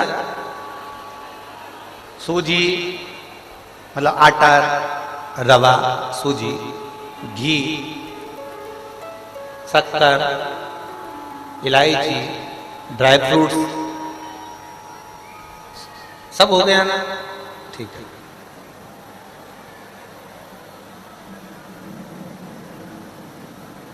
अब हलवा बना, सीरा बना। हलवा बनने पर, सीरा बनने पर उसमें आपको घी नजर आ रहा है। हलवे में घी दिखता है ना, हाथ लगा कर देखना, घी नजर आ रहा है। हलवे में ड्राई फ्रूट्स नजर आते हैं, काजू डाला दिख रहा है, बादाम डाला दिख रहा है, खोपरा डाला दिख रहा है। हलवे में इलायची के दाने भी नजर आते हैं, हलवे में रवा भी नजर आता है, हलवे में आटा भी नजर आता है। केवल हलवे में एक चीज नजर नहीं आती, वो केवल शक्कर है। बोलो दिखती है क्या? हलवे में शक्कर नजर आती है, हलवे में चीनी नजर आती है। हलवे में केवल एक चीज नजर नहीं आती, वो केवल शक्कर है, चीनी है, गुड़ है, जो उस हलवे के अंदर, उस सीरे के अंदर नजर नहीं आता। इलायची दिख रही है, ड्राई फ्रूट्स दिख रहा है, रवा दिख रहा है, आटा दिख रहा है, उसमें आपको घी नजर आ रहा है, सब कुछ दिखेगा, पर उसमें मिठास जो डली है, उसमें जो शक्कर डली है, उसमें जो गुड़ डला है, उसमें जो डाला गया है मिठास, वो उसमें नजर नहीं आता, वो दिखता नहीं है। पर उस हलवे में वो होता है। अगर वो नहीं होगा तो हलवा अच्छा लगेगा क्या? इलायची डाल दो, ड्राई फ्रूट्स डाल दो, घी डाल दो, पर हलवे में शक्कर नहीं डालोगे तो अच्छी लगेगी क्या? नहीं। हलवे में शक्कर होती है पर दिखती नहीं है। हलवे में अगर शक्कर नहीं होगी तो हलवा अच्छा नहीं लगेगा, सीरा अच्छा नहीं लगेगा। उसी तरह लोग कहते हैं हमें भगवान दिखता नहीं है, हम कहते हैं जैसे हलवे में शक्कर नजर नहीं आती पर शक्कर हलवे में है, उसी तरह भोलेनाथ नजर नहीं आता पर भोलेनाथ है। भोलेनाथ है और भोलेनाथ नजर भले नहीं आएगा, पर इतना स्मरण में जरूर रखिएगा, अपनी चित्त वृत्ति में इतना उतार कर रखना, अपनी चित्त वृत्ति में इतना जरूर रखना कि भले मेरा देवाधिदेव महादेव तुमको दिखेगा नहीं, पर तुम्हारी जिंदगी को मीठा, तुम्हारी जिंदगी को खुशमय, तुम्हारी जिंदगी को सौभाग्यशाली, तुम्हारी जिंदगी को आनंदमय केवल एक बना सकता है, वो मेरा देवाधिदेव खुशमय बनाएगा, वो सुखमय बनाएगा, वो आनंदमय बनाएगा।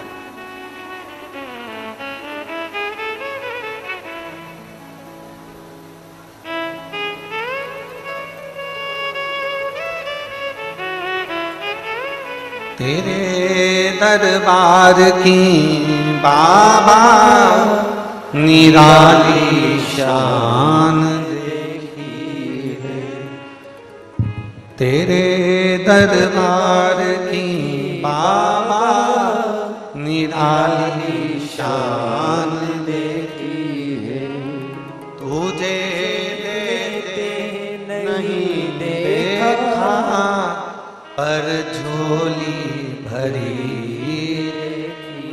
है, मुख दुनिया मोड़ेगी बाबा तू मुखड़ाना मोड़े। मैंने लगी बड़ी तीनों बाबा तू वेना तोड़े, मुख दुनिया मोड़ेगी बाबा तू मुखड़ा। आप उससे प्रार्थना करेंगे, आप उससे विनय करेंगे, आप उससे निवेदन करेंगे तो वो क्यों नहीं सुनेगा? दिखता नहीं है मेरा महादेव, मेरा शंकर दिखेगा नहीं, मेरा महादेव दिखेगा नहीं, मेरा शंकर नजर नहीं आएगा। पर हमारी जिंदगी को जो प्रसन्नता देने वाला है, हमारी जिंदगी को जो आनंदता देने वाला है, वो शिव ही है। तारकासुर असुर है, तारकासुर राक्षस है, तारकासुर असुर है, राक्षस है।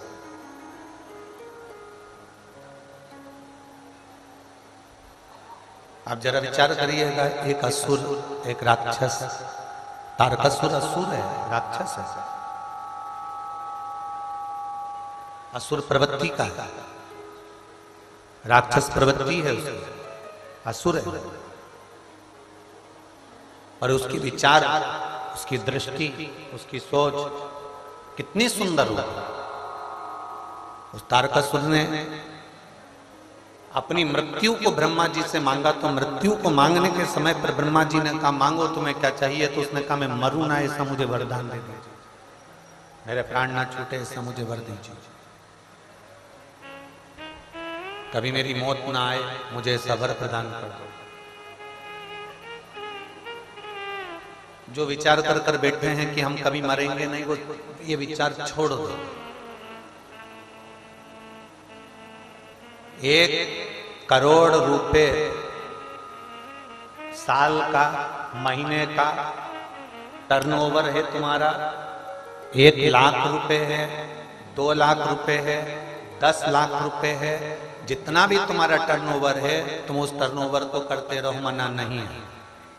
और एक बात शिव महापुराण की अपनी जिंदगी में उतार कर रखना, 10 लाख रुपए महीना कमा लो, 2 लाख रुपए महीना कमा लो, 5 लाख रुपए महीना कमा लो, 40,000 रुपए महीना कमा लो, 50,000 रुपए महीना कमा लो, चाहे 25 करोड़ रुपए महीना कमा लो, पर इतना जरूर याद रखना कि वो कमाए हुए धन को केवल तिजोरी में भरकर मत रखना, क्योंकि कमाते कमाते कमाते कमाते कमाते कमाते एक समय ऐसा आ जाता है कि हमारी अवस्था कुछ कम हो जाती है, हमारी उम्र कुछ कम हो जाती है।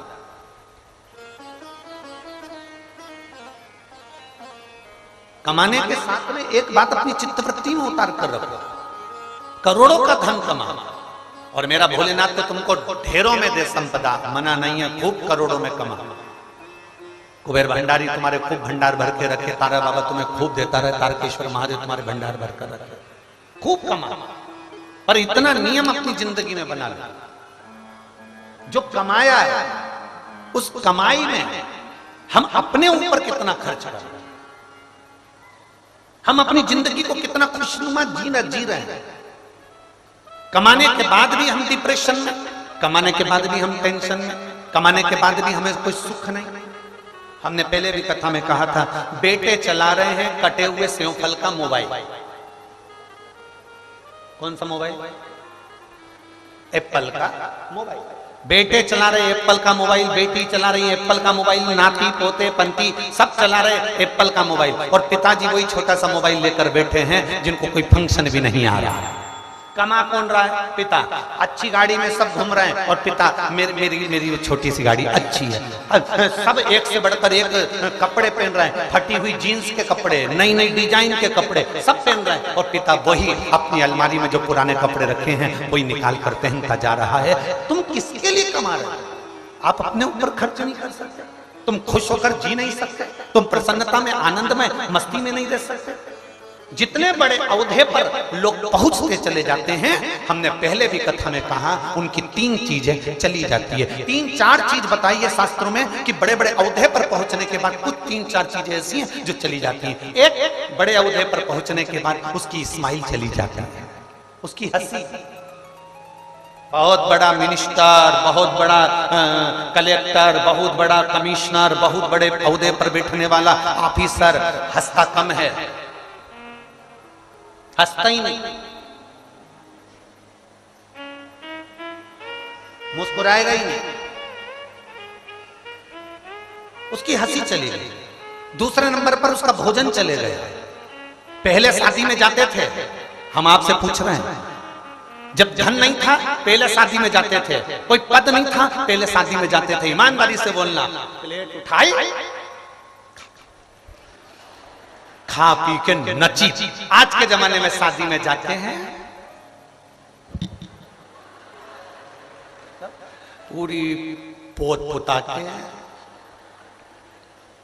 और 2-4 बस लोगों से मिलके आखिरी में 500 का लिफाफा देके, चाउमीन वाले चाउमीन खा रहे, पानी पूरी वाले पानी पूरी खा रहे, चम्मक लड्डू वाला चम्मक लड्डू खा रहा, गुड़िया के बाल वाला गुड़िया का बाल खा रहा है, कोई कुछ खा रहा कोई कुछ खा रहा। और तुम एक तो 500 का लिफाफा दिया है, पेट्रोल का पेट्रोल जलाया है, ऊपर से एक रोटी नहीं खा के आए, और सामने वाले को लगा बताओ कितना अकड़ आ गई। पहले की जिंदगी अलमस्त होकर जी रहे थे, वैसी अलमस्ती अपनी खत्म मत करो, वैसा सुख अपना खत्म मत करो। हंसना है खिलखिलाकर हंसो, बोलना है खिलखिलाकर बोलो, और भोजन करना है खिलखिलाकर आराम से आनंद के साथ खाओ। एक दिन ऐसा होता है कि समय की अवस्था ऐसी आती है कि तुम्हारा मन करेगा खाने का तो भी नहीं खा पाओगे, क्योंकि ये सोफा सेट निकल जाएगा, पूरा सोफा सेट निकल के बाहर। किसी किसी का सोफा सेट तो फ्रीज में रखा रहता, कटोरी में।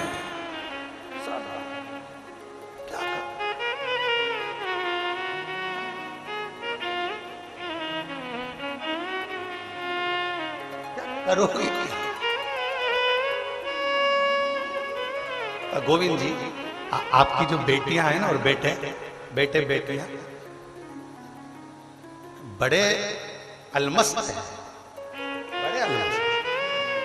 इनके पास बैठ जाओ तो अच्छा डिप्रेशन वाला भी डिप्रेशन की जगह ऑपरेशन में आ जाता है।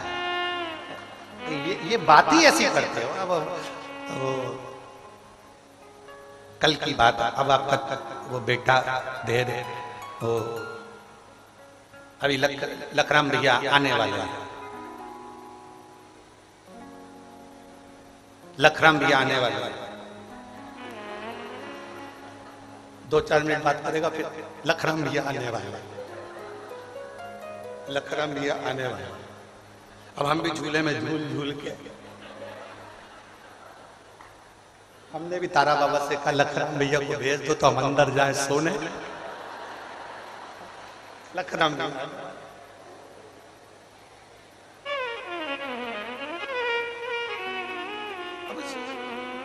अलमस्त होकर जी, अलमस्त हंसो, दिल से हंसो। मुस्कुराहट केवल एक मनुष्य को मिली है, कभी कुत्ते को हंसते हुए नहीं देखोगे, खटमल को भी हंसते हुए नहीं देखोगे, झिंगुर कभी मुस्कुराएगा नहीं, इल्ली कभी नहीं हंसेगी। हंसता केवल, जम के बोलो जरा, मनुष्य है।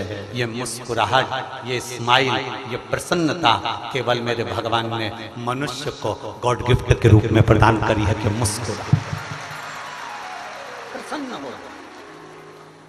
और ये प्रसन्नता सबसे पहले किसने दी? भगवान शंकर ने। भगवान नारायण लक्ष्मी जी से चरण दबाते हैं, पर भगवान नारायण के चेहरे पर कभी प्रसन्नता नहीं रहती। ब्रह्मा जी ब्रह्माणी के पास बैठते हैं, पर ब्रह्मा जी के चेहरे पर कभी प्रसन्नता नहीं रहती। इंद्र इंद्राणी के चेहरे पर कभी प्रसन्नता नहीं रहती। यहाँ तक गरुण वरुण जितने भी 33 कोटि देवता हैं, इनके चेहरे पर कभी प्रसन्नता नहीं रहती। और कभी तुम भगवान शंकर के मंदिर में जाओ, शिव जी की कोई फोटो देखो, शंकर के शिवलिंग को देखो, शंकर की एक मुद्रा को देखना, वो तप में भी बैठा है तो मुस्कुराता हुआ दिखेगा, स्माइल देता हुआ दिखेगा। कि कितने भी डिप्रेशन में रहो और अपने चेहरे की हंसी मत जाने, वरना सबसे ज्यादा टेंशन में तो शंकर भगवान को रहना चाहिए। भगवान विष्णु के पास में तो अमृत गया था, पी गए। भगवान इंद्र के पास में अमृत गया था, पी गए। ब्रह्मा जी के पास में अमृत गया था, पी गए। सबसे बेकार विष, कालकूट विष महादेव के पास में गया था, जिसके कंठ में विष भरा हो, गले में सांप पड़ा हो, धतूरे पर बैठा हो, ऊपर से ठंडी गंगा बह रही हो, तन पे कोई कपड़ा भी नहीं हो और हवा खूब तेज चल रही हो। जरा विचार करिएगा, इतना इतना तकलीफ की चीजें जिसके पास में हो वो मुस्कुरा सकता। कल वो जीजी बोल रही थी, गोविंद जी की भतीजी, गोपाल जी की बेटी, वो बोल रही थी सांप दिखेगा क्या गुरुजी? अब कल कह रही थी तो हम कहने तो वाले थे, वो दिख गया तो तू नहीं दिखेगी पक्का। अगर मान लो वो दिख गया तो तू नहीं दिखने वाला। अब हम ये बोल देते तो वो कहती बताओ गुरुजी ने ऐसे बोल दिया।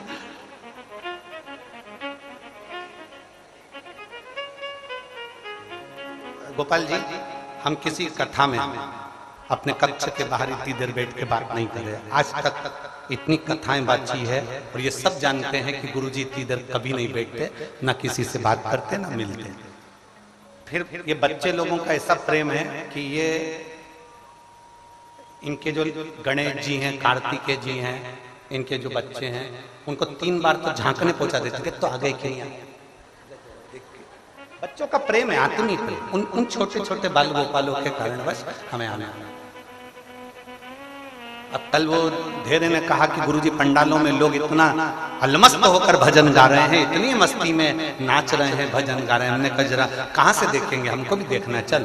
तो धेरे कहे अपन अंदर अंदर चलेंगे, खिड़की में से झांक के आ जाएंगे। पर माता इतनी उस्ताद थी, वो खिड़की में ही झांक रही थी। करो तो करो। जैसे इनको किसी ने, तारा बाबा जी ने इनके कानों में आके कह दिया, मिश्रा जी आ गया, पता नहीं कहां से सूचना मिल जाती। चलो, अब शिव तत्व है महाराज, जिसके पास में सांप पड़ा हुआ है। तुम्हारे पास में अगर सांप आ जाए तो तुम 2 मिनट चैन से नहीं बैठ सकते। जिसके गले में सांप है, कंठ पर विष भरा है, चंद्रमा विराजमान है, गंगा जी बह रही है, धतूरा पास में पड़ा हुआ है, जिसके कंठ में विष भरा, वो कभी मुस्कुराता हुआ नहीं दिखेगा। पर शिव महापुराण की कथा एक ऐसी है कि आदमी के जीवन में कितना भी दुख आ जाए, कितनी भी तकलीफ आ जाए, कितनी बड़ी भी बीमारी आ जाए, अगर वो शंकर को 1 लोटा जल चढ़ा रहा है तो एक दिन मुस्कुराता हुआ जरूर दिखेगा। ये पक्का, कितना भी दुख, एक पत्र है।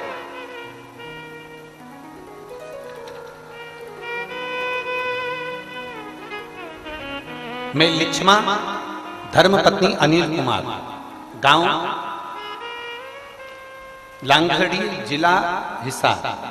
लांगड़ी है पक्का, सही बोला? ठीक है। गांव लांगड़ी, जिला हिसार, हरियाणा की निवासी हूं। कहीं बैठी हूं तो हाथ हिला सकती हूं, अगर कहीं बैठी हूं। मैं लिच्छमा धर्मपत्नी अनिल कुमार, कहीं बैठी हूं तो हाथ हिला सकती हूं। बच्ची आई है क्या साथ में? बच्ची आई है? हाँ, लिया बेटा इसको, लिया। मैं लिच्छमा धर्मपत्नी अनिल कुमार, गांव लांगड़ी, जिला हिसार, हरियाणा के निवासी हूं गुरुदेव। ये मेरा मोबाइल नंबर है। मेरी बेटी कृति, जिसकी उम्र 3 साल है। कितने वर्ष की है? 3 वर्ष की इसकी उम्र है। मेरी पुत्री को बुखार आ गया था। बुखार आया तो हमने हिसार के डॉक्टरों को दिखाया। उनको बीमारी का स्मरण नहीं आ पाया कि इसकी बुखार उतर नहीं रही और बीमारी का स्मरण नहीं। फिर इसके पेट में तकलीफ होने लगी, फिर इसको कुछ कुछ बीमारियां होने लगी। हम घबरा गए। डॉक्टरों के समझ में नहीं आ रहा कि ये क्या बीमारी। हम इसको पता नहीं चला तो हम इसको Jhajjar hospital, elements Jhajjar hospital में दिखाया। डॉक्टरों ने इसका जब जांच करी, चेकअप करवाया तो इस बच्ची को ब्लड कैंसर बता दिया। 3 साल की बच्ची है, ब्लड कैंसर की बीमारी बताई। हमारा मन नहीं माना कि एक बार और दिल्ली जांच कराई तो मालूम पड़ा कि इसको ब्लड कैंसर है। गुरुदेव, हम एम्स झज्जर हॉस्पिटल में इलाज कराते रहे पर इसको आराम नहीं लग रहा। 9 महीने निकल गए, इसको कैंसर में आराम नहीं लगा। तब हॉस्पिटल में झाड़ू लगाने वाली ने कह दिया, जीजी आप एक काम करो, सीहोर किसी को भेज दो और वहां से रुद्राक्ष और कंकर बनवा। हमने हमारे रिश्तेदार को सीहोर भेजा, वहां से कुबेरेश्वर धाम से रुद्राक्ष बुलवाया और वहां का कंकर मंगवाया, जिसको आप शंकर कहकर। हमने वो रुद्राक्ष को पानी में गलाकर शिव जी को जल चढ़ाना प्रारंभ करा, कंकर की पूजन करना प्रारंभ करी। उस बेटी के 2-2 बूंद पानी हम वो रुद्राक्ष का पिलाना प्रारंभ करें, पशुपति नाथ का व्रत करना प्रारंभ किया। आज मेरे बाबा की ऐसी कृपा हुई कि मेरी बेटी पूर्ण तरह से स्वस्थ हो गई। मैं बाबा को धन्यवाद देने के लिए आई हूँ और अपने साथ अपनी बेटी को भी लाई हूँ जो 3 साल की है, जिसको डॉक्टर ने ब्लड कैंसर बता दिया था। गुरुदेव शिव तत्व इसी को। और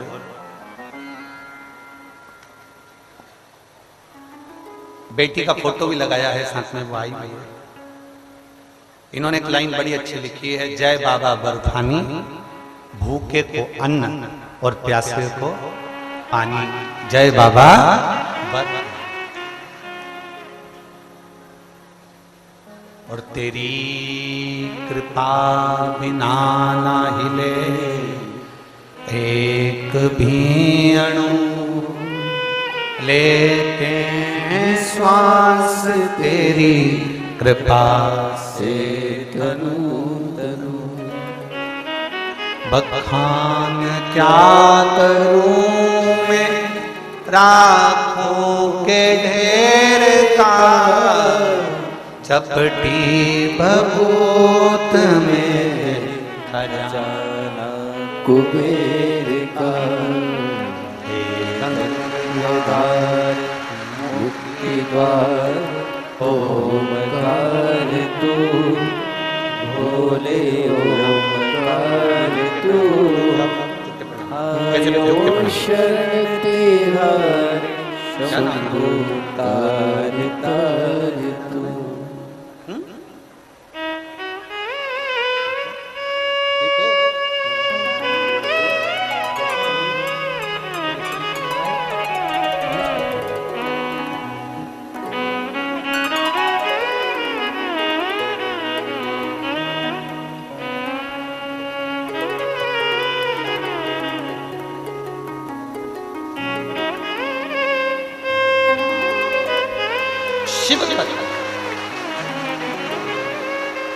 और खाली ना जाता कोई दर से तुम्हारे, खाली ना जाता कोई दर से तुम्हारे। मैं भी खड़ी हूँ नंदी बाहे फसारे, अपने हृदय से लगा लो लगा लो। गिरा जा रहा हूँ उठा लो उठा लो। भोले अपने दर से अब तो ना टालो। गिरी जा रही उठा लो उठा लो। शिव तत्व शंकर ओघड़ी। मेरी जीजियों, आज 5वें दिन की कथा है, कल 6ठा दिन हो जाएगा। परसों के दिन सुबह 8 बजे से 11 बजे तक कथा हो जाएगी और विराम हो जाएगा। पर मेरी दीदियों, मेरे जीजाओं, मेरी बेटियों, मेरे बेटाओं, तारा बाबा जी ने अगर इस शिव पुराण को यहाँ पर बुलाया है ना, तो कुछ सोच समझ कर बुलाया है, कुछ विचार कर कर बुलाया है। तारा बाबा की आज्ञा के बिना तो कोई कुटिया के अंदर पांव भी नहीं रख सकता, अगर वो नहीं चाहे। किसी के घर में घुसना और किसी के दिल में घुसना सबसे कठिन काम है, सबसे कठिन। तारा बाबा की आज्ञा ना हो तो कोई इस कुटिया के अंदर पांव नहीं रख सकता। अगर उनकी कृपा हुई है शिव महापुराण की कथा यदि यहाँ तक आई है और शंकर भगवान की कृपा से, तारकेश्वर महादेव की कृपा से चल रही है, आप ये अंदाजा लगा कर बैठो कि बाबा ने कुछ अच्छा करने के लिए आप लोगों को ये कथा दे दी है, आपकी झोली भरने के लिए दे दी है और ये मिल गई है, कृपा है।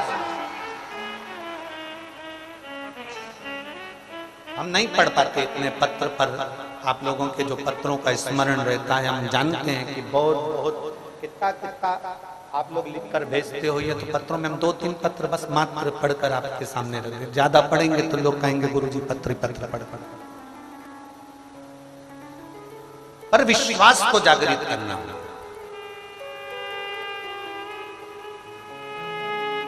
अपने चेहरे की मुस्कुराहट को कभी मत जाने दो। शिव जी के पास में सबसे कीमती चीज है उनकी चेहरे की स्माइल, प्रसन्नता।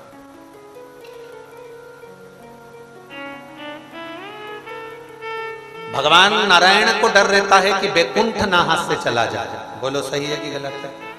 इंद्र भगवान को डर लगता है कि मेरा सिंहासन ना चले जाए। ब्रह्मा जी को डर लगता है कि मेरा ब्रह्मलोक ना चले जाए। वरुण को डर लगता है कि हमारा लोक ना चले जाए। शंकर भगवान को कोई डर नहीं लगता कि इनका कैलाश कहीं चले जाए। जिसके बाप में दम आके बैठ जा बैठ, अपने कौन फर्क रखता? शंकर जी को टेंशन नहीं है, कैलाश पर वही बैठेगा जिसमें दम होगी। ठंड में बैठो तो, चढ़ो तो, जहां ऑक्सीजन भी नहीं मिल पाती वहां बैठो तो, थोड़ी देर बैठ के नीचे उतर के हाँ पड़ी भरता हुआ कहेगा घर चलो, सिरसा ले चल, मुझे वापिस ले चल, वापिस ले चल, घर चल।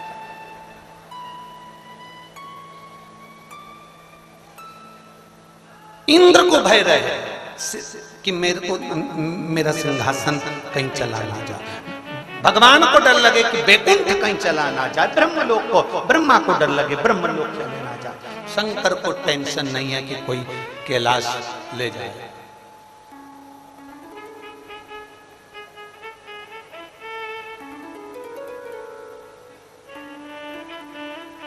एक बार किसी ने पूछा, प्रश्न करने वाले प्रश्न करने में पीछे तो हटते नहीं है, बस इनको तो मिलना चाहिए सीओर वाला महाराज, तो ये प्रश्न करने में तो पीछे हटते नहीं। कभी भी कोई सा भी प्रश्न लोग कर लेते हैं, जो उनकी मर्जी में पड़ा वो कर लिया। एक बार हम हैदराबाद जा रहे थे कथा करने के लिए, तो एक ट्रेन में बच्चे चढ़ गए कॉलेज के, नागपुर से। उन्होंने देखा महाराज बैठा है। उस समय पर तो लोग ज्यादा हमको जानते नहीं थे। चलो थोड़ा टाइम पास करेंगे महाराज जी के पास। अब महाराज तो बेचारा टाइम पास के लिए रह गया। चलो बच्चे चढ़ गए, बेटा बेटियां चढ़ गए, और बच्चों ने एक प्रश्न करा, गुरुजी हमारा एक प्रश्न है, आप उत्तर देंगे? हमने कहा बोलो। आप क्या करते हैं? हमने कहा कथा करते हैं। आप कथा करते हो? हमने कहा। इतने में 2-3 बेटियां भी बैठी, आप करते हो? हमने कहा नहीं, करने वाले के सींग होते हैं। उन्होंने कहा नहीं गुरुजी आपको बुरा लग गया। हमने कहा बुरा तो कभी मानते ही नहीं, पूरी जिंदगी हो गई, बुरा मानने का काम नहीं। हम एक प्रश्न कर लें, आप हमारे क्वेश्चन का उत्तर दो। हमने कहा दे। भगवान ने नाक बनाई, नेत्र बनाए, कान बनाए, हाथ बनाए, पांव बनाए, सब बनाया भगवान। सुनाई, ये कान में 2 छेद होते हैं, इससे सुनाई देता है। तो भगवान को ये अलग से एक्स्ट्रा बनाने की जरूरत क्या थी? हमारे क्वेश्चन का उत्तर दोगे क्या आप गुरुजी? हमने कही तो बिल्कुल सिंपल सी बात है, तुम्हारे अगर प्रोफेसर से पूछोगे तो वही बता देगा। नहीं, आप बताओ ना, हमारे प्रोफेसर से हम क्यों पूछे? आप हमें मिले हो, कथा करते हो, आप बताओ कि जब सुनाई तो इन 2 छिद्रों से देता है, तो फिर ये एक्स्ट्रा क्यों बनाया? हमने कहा उसका नाम चतुर नारायण है। उसको मालूम था जब बुढ़ापा आएगा तो चश्मे का स्टैंड कहां से लाएगा। उसको मालूम है, उसने स्टैंड दिया। बच्चे बोले श्री शिवाय नमस्तुभ्यम। हमने कहा हैदराबाद में मिलते हैं, आओ कथा सुन। प्रश्न करने वाले कोई भी प्रश्न कर देते। एक लड़के ने प्रश्न करा, गुरुजी हमारा प्रश्न है। हमने कहा बोलो क्या प्रश्न है। उसने कहा देखो, नारायण भगवान को जब भी देखोगे तो उनके पास में लक्ष्मी जी को देखोगे, ब्रह्मा जी को कभी भी देखोगे तो उनके पास में ब्रह्माणी को देखोगे, इंद्र जी को जब भी देखोगे उनके पास में इंद्राणी को देखोगे, भगवान कृष्ण को जब भी देखोगे उनके साथ राधा जी को देखोगे, भगवान राम को जब भी देखोगे उनके साथ सीता जी को देखोगे। आप सबके साथ में उनकी धर्म पत्नी है। शंकर भगवान को देखते हैं तब पार्वती जी बिल्कुल उनके पास में नहीं रहती। शंकर भगवान नीचे हैं, पार्वती जी आराम से पीछे खसक कर हाथ जोड़ के बैठी हैं। इसका मतलब क्या? इसका मतलब क्या?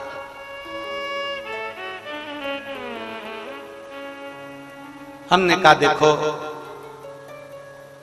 शंकर भगवान अपनी धर्म पत्नी की ओर से एकदम फ्री है, एकदम फ्री।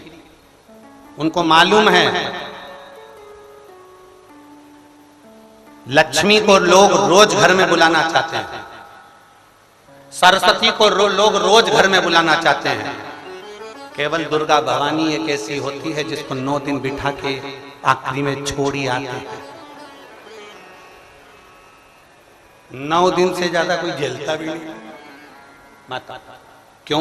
क्योंकि उसके नियम बड़े पक्के हैं। फलाहार करना है, जोत जलाना है, जगराता करना है, भवानी को मनाना है। 9 दिन वो इतनी जब खुश हो जाती है ना अपने भक्तों के घर में, 9 दिन जब खुश हो जाती है, हम कहते हैं, फिर अभी कह रहे थे कि 24 घंटे भले भजन मत करो, 1 मिनट याद कर लो, पूरा 24 घंटा अच्छा हो जाएगा। शिव जी कहते हैं 9 दिन, पूरे साल में 9 दिन जो उसको दिल से भज लेता है उसके पूरे साल भर की व्यवस्था वो अपने आप कर चली जाती है। उसको रोज बुलाने की जरूरत नहीं, केवल 9 दिन भजन कर लो उसका, जगराता कर लो उसका, जोत जला लो उसकी, उसका स्मरण कर लो। वो भवानी, वो दुर्गा, वो चामुंडा, वो कालरात्रि, वो कात्यायनी, वो कुष्मांडा, वो स्कंदा, वो जोता वाली, वो लाटा वाली, वो पहाड़ा वाली, वो वैष्णो रानी कोई साधारण नहीं है। वो दुनिया की गोद भरने वाली है, एक बार में भरती है और भर कर चली जाती है। 9 दिन भजन करने वाले को साल भर का देकर चली जाती है। रोज की जरूरत ही नहीं है, रोज की जरूरत नहीं है मेरी माता। शिव को राजी कर लो, पार्वती राजी हैं। भगवान शंकर का भजन कर लो, पार्वती राजी हैं।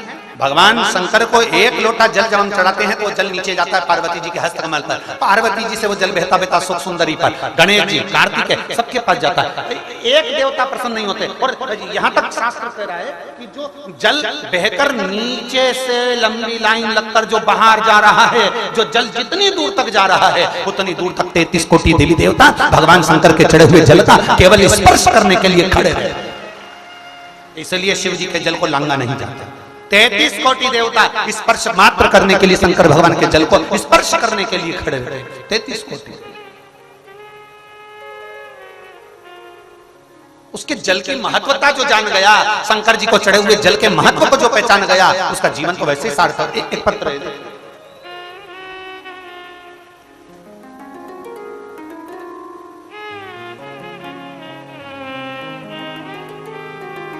रुचि अग्रवाल, पिता का नाम सुशील अग्रवाल, गांव डी मंडी सिरसा। डी मंडी है ना? हाँ, डी मंडी सिरसा। कहीं बैठी हो तो हाथ हिला सकती हैं।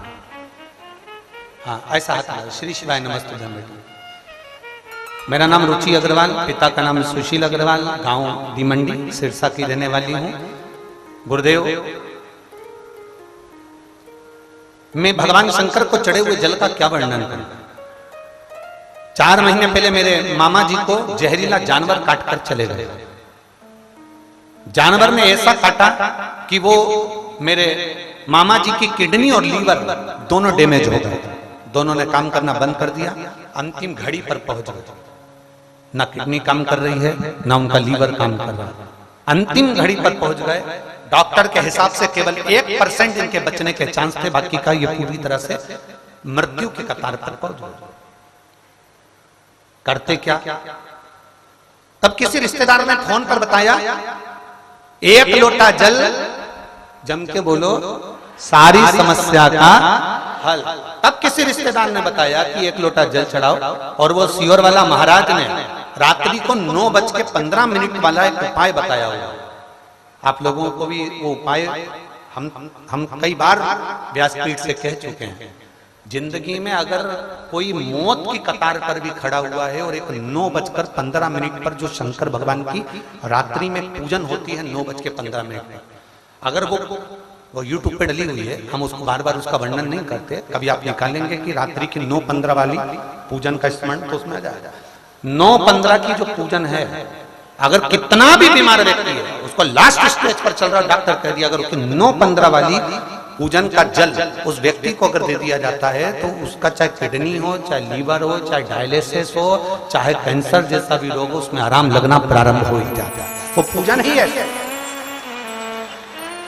रात को 9:15 पर होती है, और इसका वर्णन शिव महापुराण के अंदर विद्येश्वर संहिता के अंतर्गत लिखा हुआ, उसको पढ़िएगा, उसमें गीता प्रेस गोरखपुर की पोथी में मिल भी जाएगा। मेरे मामा जी की किडनी खराब हो गई, डायलिसिस पे उनको डाल दिया गया, डायलिसिस करना प्रारंभ हो गया, पर डायलिसिस भी उनको शरीर पर एक्सेप्ट नहीं कर रहा। अब करें तो करें क्या? फिर किसी ने कहा 9:15 वाला एक उपाय डाला, हमने पूरा मोबाइल टटोला, हमको उपाय नहीं मिला। फिर हमने वापिस मोबाइल पर आपकी सारी क्लिपें निकाली, उसमें ढूंढना प्रारंभ करा, तब हमें 9:15 वाला उपाय मिला। परिवार के एक व्यक्ति को हमने सीहोर भेजा, वहां से रुद्राक्ष मंगवाया, कंकर शंकर बुलवाया, और वहां जाकर प्रणाम कर कर कंकर शंकर लाकर रुद्राक्ष को जल में गलाकर उनको देना चालू करा। 9:15 आंवले के वृक्ष का पूजन हमने प्रारंभ कर दिया, और अशोक सुंदरी को वो जल चढ़ाने वाला जो उपाय था उसको करा। हमने वो जल हमारे मामा जी को देना प्रारंभ करा। उनका शरीर काम नहीं कर रहा था, लीवर किडनी काम नहीं कर रहा था, केवल डॉक्टर ने कह दिया था कि 1% शरीर काम कर रहा है, 3 दिन के अंदर इनका शरीर हम बॉडी आपको दे देंगे। पर 3 दिन हमने शिव जी का चढ़ा हुआ जल देना प्रारंभ करा तो उनकी किडनी, उनका लीवर दोनों काम करना प्रारंभ कर दिया, उनका डायलिसिस बंद हो गया, और उनकी किडनी लीवर आज भी अच्छे से काम कर रही है, और एकदम वो ठीक है। एक बार हाथ हिला दे बेटा, श्री शिवाय नमस्तुभ्यं। बैठिए। शिव तत्व की प्राप्ति, शंकर का गुणगान किसी को, उनका डायलिसिस बंद हो गया, किडनी लीवर ने काम करना प्रारंभ। शिव तत्व को पहचाना, शंकर को जाना, ये उसके ऊपर चढ़े हुए 1 लोटे जल को पहचानना बहुत कठिन है, बहुत कठिन।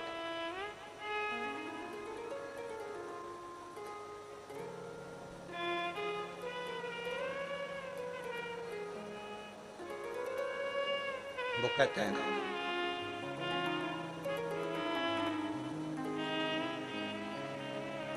कहां से लाऊं गंगा, कहां से लाऊं यमुना,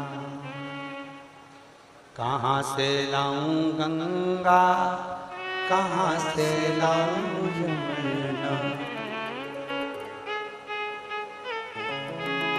कहां से लाऊं सरयू अपार पड़ी रे, ओ भोले तेरी सेवा हमसे न बनी रे, ओ बाबा तेरी सेवा हमसे न बनी रे, कहां से लाऊं लड्डू, कहां से लाऊं पेड़ा, आप भी बोलो, कहां से लाऊं, कहां से लाऊं पेड़ा, कहां से लाऊं बर्फी, वो शक्कर चढ़ी रे, ओ भोले तेरी सेवा हमसे ना बनी रे, ओ भोले तेरी सेवा हमसे ना बनी रे। कहां से लेकर, हमें नहीं आता, हम सेवा करना नहीं जानते, हम चाकरी करना नहीं जानते, हम पूजन करना नहीं जानते, हम आराधना करना नहीं जानते, हम उसका भजन करना नहीं जानते, भजन करना नहीं जानते, हम उसका स्मरण करना नहीं जानते। कितना विचित्र है। शास्त्र कहता है पुरुष को ओम नमः शिवाय बोलना चाहिए, नारी को नमः शिवाय ओम बोलना चाहिए। कभी भी स्त्री ओम नमः शिवाय का जाप करती है तो ओम से प्रारंभ नहीं करती, याद रखना। कहां से प्रारंभ करेगी? नमः शिवाय, ओम नमः शिवाय, नमः शिवाय से प्रारंभ कर दिया। नमः शिवाय, ओम नमः शिवाय, नमः शिवाय, ओम नमः शिवाय, नमः शिवाय, ओम नमः शिवाय, नमः शिवाय, ओम नमः शिवाय, नमः शिवाय, ओम नमः शिवाय। और पुरुष ओम नमः शिवाय, ओम नमः शिवाय, ओम नमः शिवाय, ओम नमः शिवाय। अब कोई कोई भ्रम में पड़ गया, किसी की चित्तवृत्ति में आ गया, हाँ हम ओम नमः शिवाय बोलते थे, हमने इतने साल जाप करा, उसका फल क्या? इसीलिए शिव महापुराण की विद्येश्वर संहिता में श्री शिवाय नमस्तुभ्यम सीधा कह दिया, ना पुरुष उलझे ना स्त्री उलझे। जपो ओम नमः शिवाय, षडाक्षर है, पंचाक्षर नमः शिवाय जपो, साथ में श्री शिवाय नमस्तुभ्यम। उसका भजन, उसका बल बड़ा। हमें नहीं आती पूजन, हमें नहीं आती आराधना, हम नहीं जानते शंकर भगवान को जल कैसे चढ़ता है, हम नहीं जानते बेलपत्री कैसे चढ़ती है, हम कुछ भी नहीं जानते, हम तो अनभिज्ञ हैं, हमें कुछ नहीं आता। जब आपको कुछ भी नहीं आता तो कोई हाथी को, कोई मोर को, कोई मृग को, कोई हिरण को, कोई शेर को, कोई जानवर को भगवान का पूजन करना आता है क्या? जम के बोलो जरा। परंतु नहीं आता, उसके बाद भी शंकर भगवान का नाम है पशुपति नाथ। पशुपति नाथ इसलिए है क्योंकि पशु कैसे भी भगवान का उसके दरवाजे के सामने से भी निकल जाए तो भी वो कल्याण कर देता है। और आप इतना याद रखना, कोई तुमसे कहे कि ये मंत्र बोलने से पाप लगता है, ये मंत्र बोलने से पुण्य लगता है, कोई तुमसे कह दे शंकर पे चढ़े हुए जल को पीने से ये हो जाता है, कोई कह दे बेलपत्र खाने से ये हो जाता है, उनसे कह देना आग लगे बस्ती में। हम तुमसे पूछने आए थे कि क्या करने से क्या हो जाता है। मेरी मैं चाहे ये करूं, मैं चाहे वो करूं, मुझे कोई मतलब नहीं, मेरा मन होना चाहिए। एक पत्र